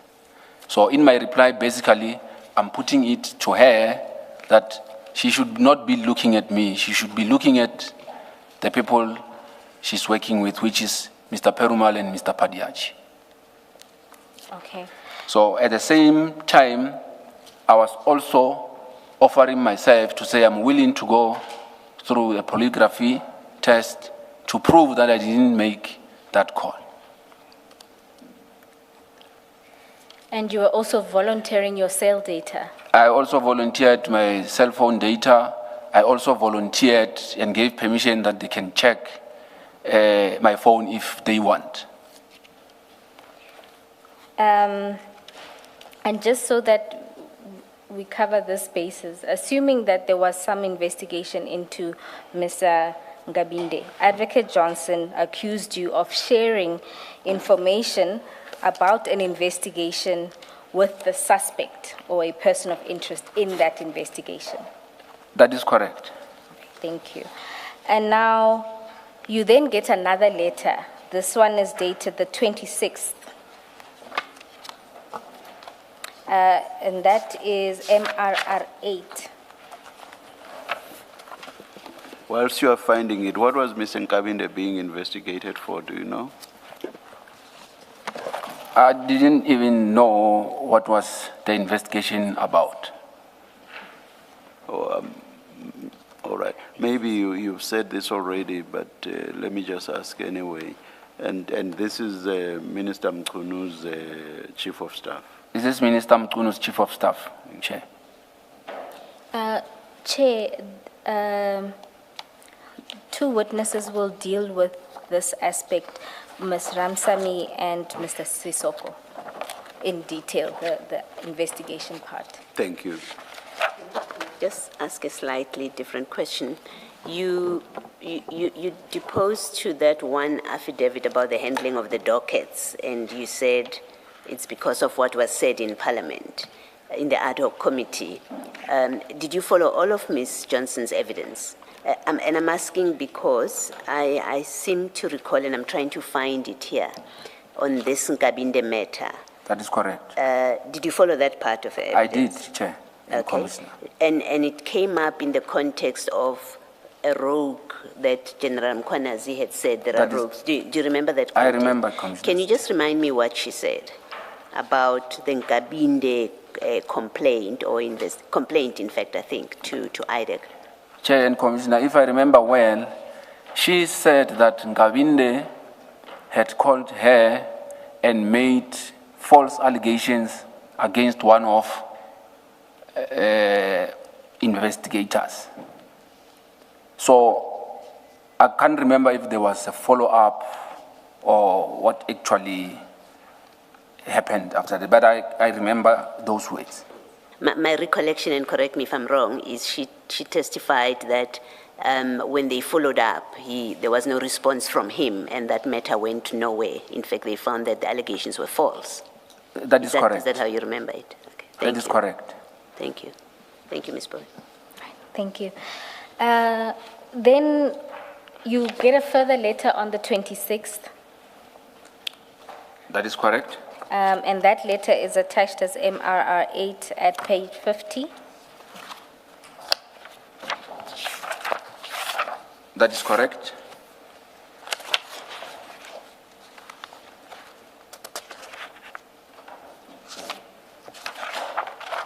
My apologies, I just missed that an affidavit that you did, which is MRR 9.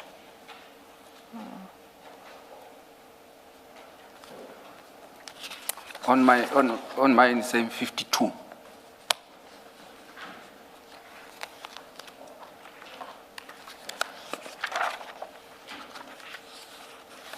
Yes. And there, in that affidavit, you again explained your position. In the affidavit, I'm explaining my position, and I'm also indicating that there were further charges or further accusations that were made. And I'm also denying those further allegations. Do you recall what the essence of those further allegations were? I think they will be contained in the letter that I received before. I don't know if it's attached.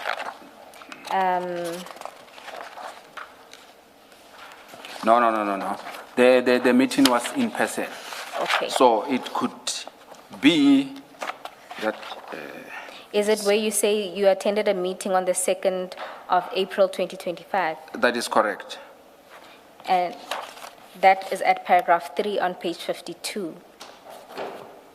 52.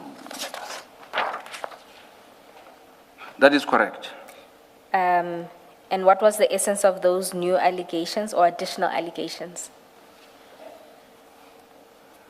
In fact, they were just trying to substantiate and to put more information that will try to indicate that it was indeed me who phoned, and they were trying to supplement it further to qualify that I'm actually the person who contacted Mr. Ngabinde. Okay, and in that paragraph, paragraph 3, you say there that you were informed also that Mr. Mbalo, who was the investigator of this issue, was Yes. appointed as an investigator on this matter. I was also informed that Mr. Mbalo tried in vain to obtain an affidavit from the person who called the ID, which I was informed that it was Mr. Cedric Ngabinde, who is currently working as the staff officer in the Minister of Police. So they told you that they were not even able to obtain a statement from Mr. Ngabinde. Yes, there's one of the reasons why I requested that he provide an affidavit. I knew that he will not provide because this thing was just concocted. It was just fabricated to look like it's legit. So I requested that he put an affidavit so that he can put, I can't use. You can say it in whatever way. We are multilingual. No, I wanted him to bind himself legally that he's saying that I did that so that he can have consequences. So, but he refused to write the affidavit. And also, I need to indicate that Mr. Mbalo, he's from East London with Mr. Perumal. So the fact that they put him as an IO on this matter, it then meant that obviously Chief Perumal will be guiding the investigation. So it then means that Mr. Perumal will be a referee and a player in this, process. So why I'm saying that is he's actually a complainant because he's the one that said Nkabinde must phone. He's also a witness because when the phone was made, he was with the head of the office, Andrea Johnson. He's also a suspect because he's the one that orchestrated this thing. Also, he's now the IO again of the same matter. Okay. Besides coming from the same town or city, were they close? They were very close. I'm asking because I'm not close to everybody who comes from my hometown. Actually, just to give context, Mr. Mbalo was a TRT member. He was one of the guards of Chief Perumal. So eventually, he became the investigator. He's now working under Chief Perumal. So you can see from there that they are very close. No, that answers me. Thank you. Do you know when this investigation started into you, or when the call was made? I did not even know the date, the time, or the duration of the call, because Nkabinde told them straight that actually when Mbalo indicated to me that he requested that information from Nkabinde, Mr. Nkabinde told them that he can't remember when the call was made. And it's recorded on my affidavit that this is what Mbalo said to me. So as things stand, I don't have the date of the call. I don't have the date in the form of hours, minutes, or seconds. I don't even know the duration of that call. It was never put to me that on this date I did this. I don't know when that call was made. And are you aware when the ID launched an investigation into you? I will presume that on that day that I was informed, on the day that I was informed that Mr. Mbalo is the IO, I presumed that that was the start. Okay. Ms. Pewa, if you look at page 43, if you hadn't, and you have from paragraph 7 there, and 8, 9, that's Ms. Johnson. Maybe you want to put it to the witness, it might refresh what discussion they had. So now if you go to page 43 at paragraph 7, Correct? you'll see there in the letter, Advocate Johnson records that she started receiving the calls on the 29th. You see that? That is correct. And that it's only on the 30th when Yes. she got an opportunity to speak with that person. That is correct, but also these dates relates to the dates when she received a call, allegedly received a call from Nkabinde. The actual call to Nkabinde, no one is talking about it, where he's alleging that he received a call from myself. Okay. And then just I want to point your attention to something else. If we can go into file 10. My apologies, Commissioner Kumalo. At page 245,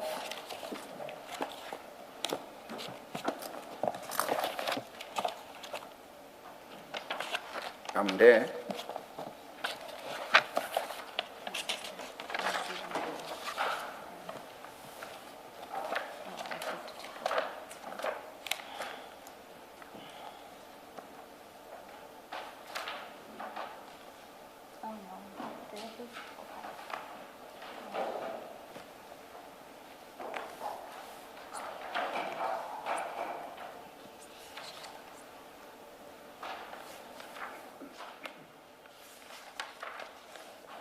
all right. You will see there is a screenshot that was provided by Ms. Ramsamy. Okay. And then you'll see that on the 30th,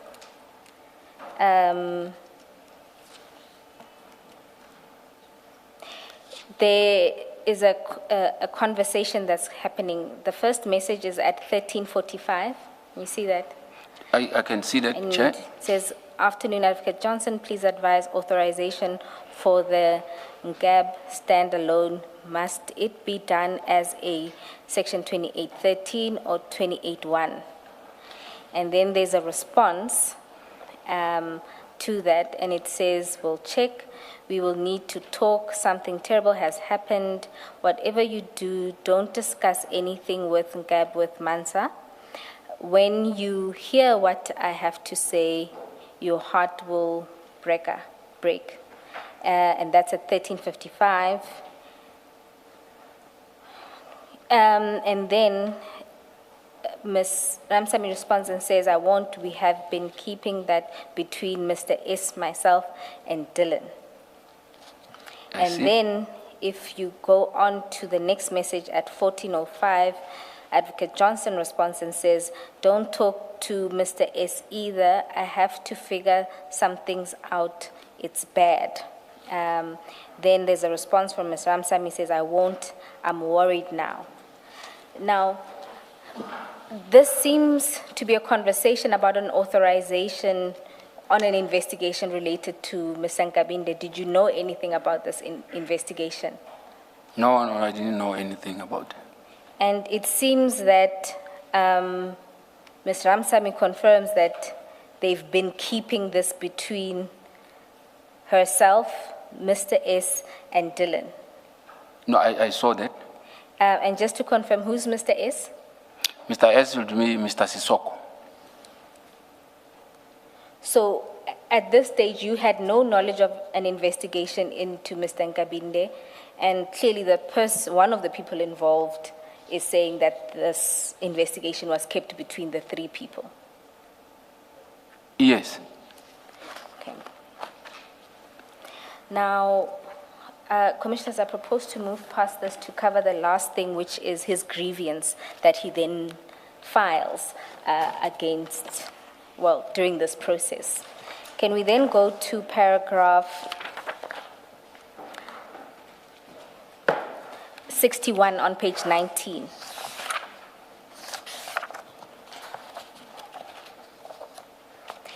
Can you explain the process that you followed in lodging the grievance and what has happened in regard to that grievance?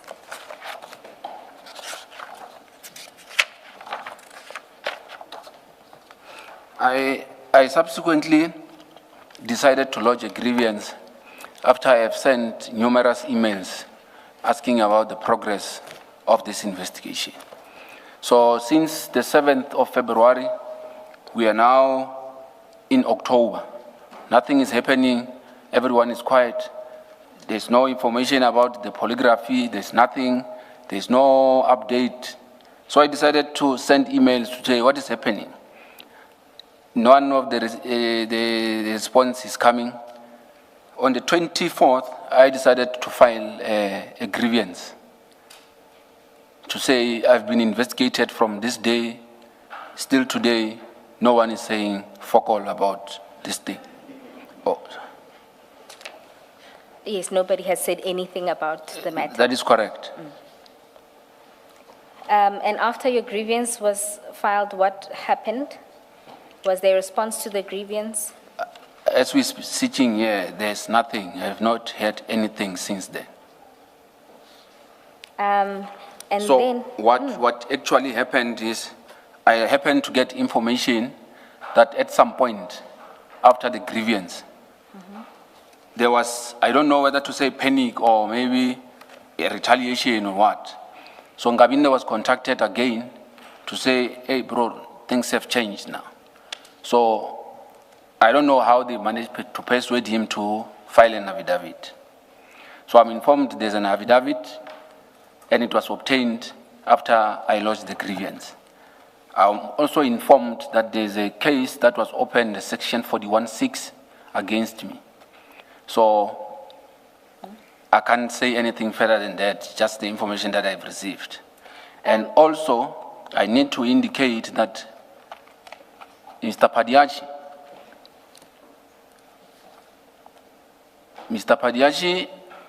was going around the office telling people that I've put his life in danger. And he was accusing me of putting his life in danger because one of the accusations was that I put his name as an investigator. So I'm just putting it. you told Mr. Nkabinde that Mr. Pariachi was the investigator? That is correct.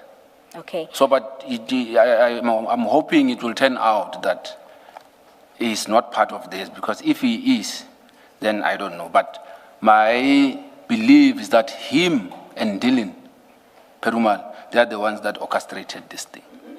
And just for clarity, what is a section 41(6) investigation?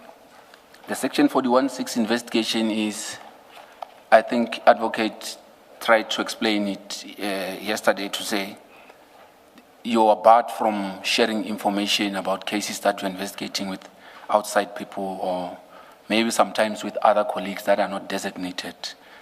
It's along those lines.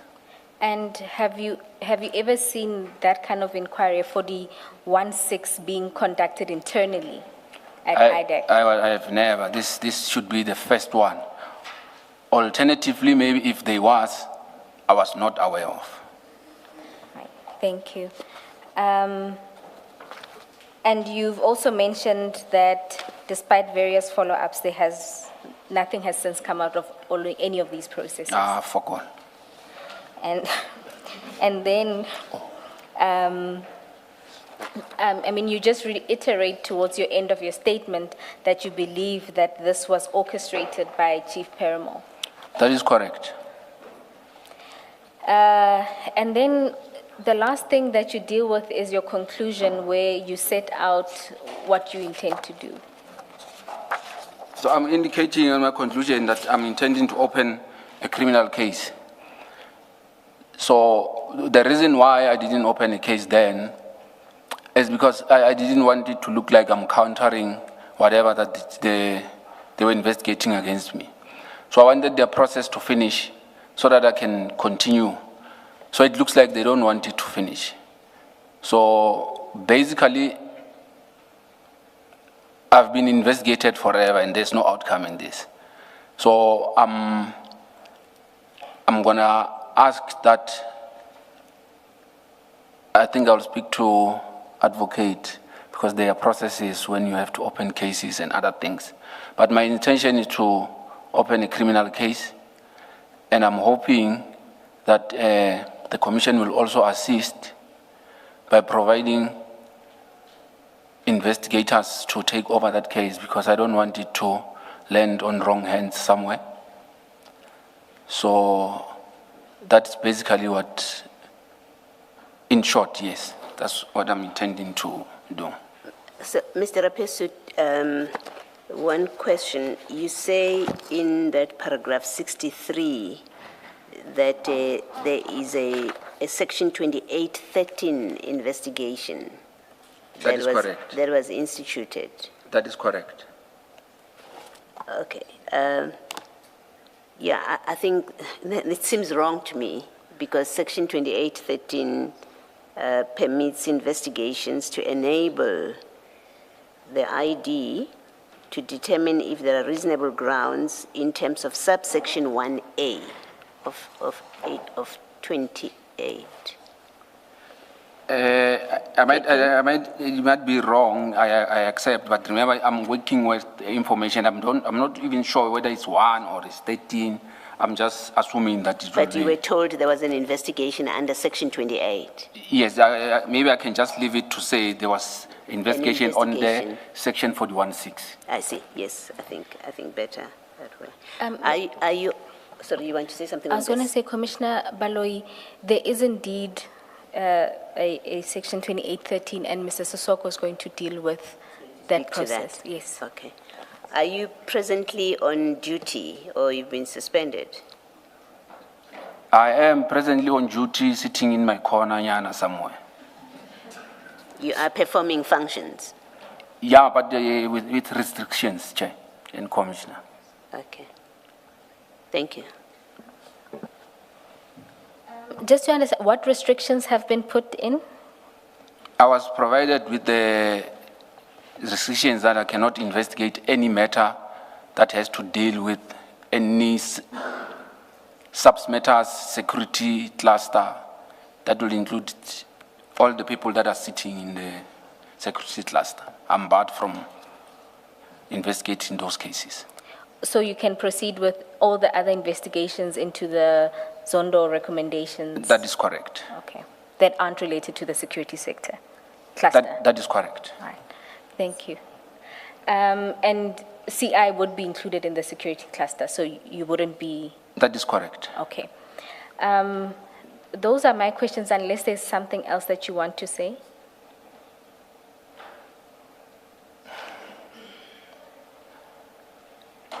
No, I'm okay. I'm fine. All right. Thank you, Mr. Rapesu. Commissioners, there aren't any questions from me.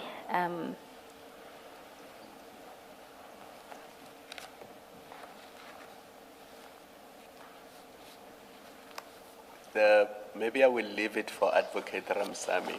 In the chats you were looking at, there's one of the 6th of January 2025, where after the Cape Town consultation, she sends the chat to Advocate Johnson to update her about the Cape Town trip and the supplementaries, just to corroborate what this witness said. But maybe because it's Advocate Ramsamy's chat, she will speak to it when she comes back. All right. Yes, Commissioner. All right. Part 2. I'm advised it will be covered in Part 2. Thank you.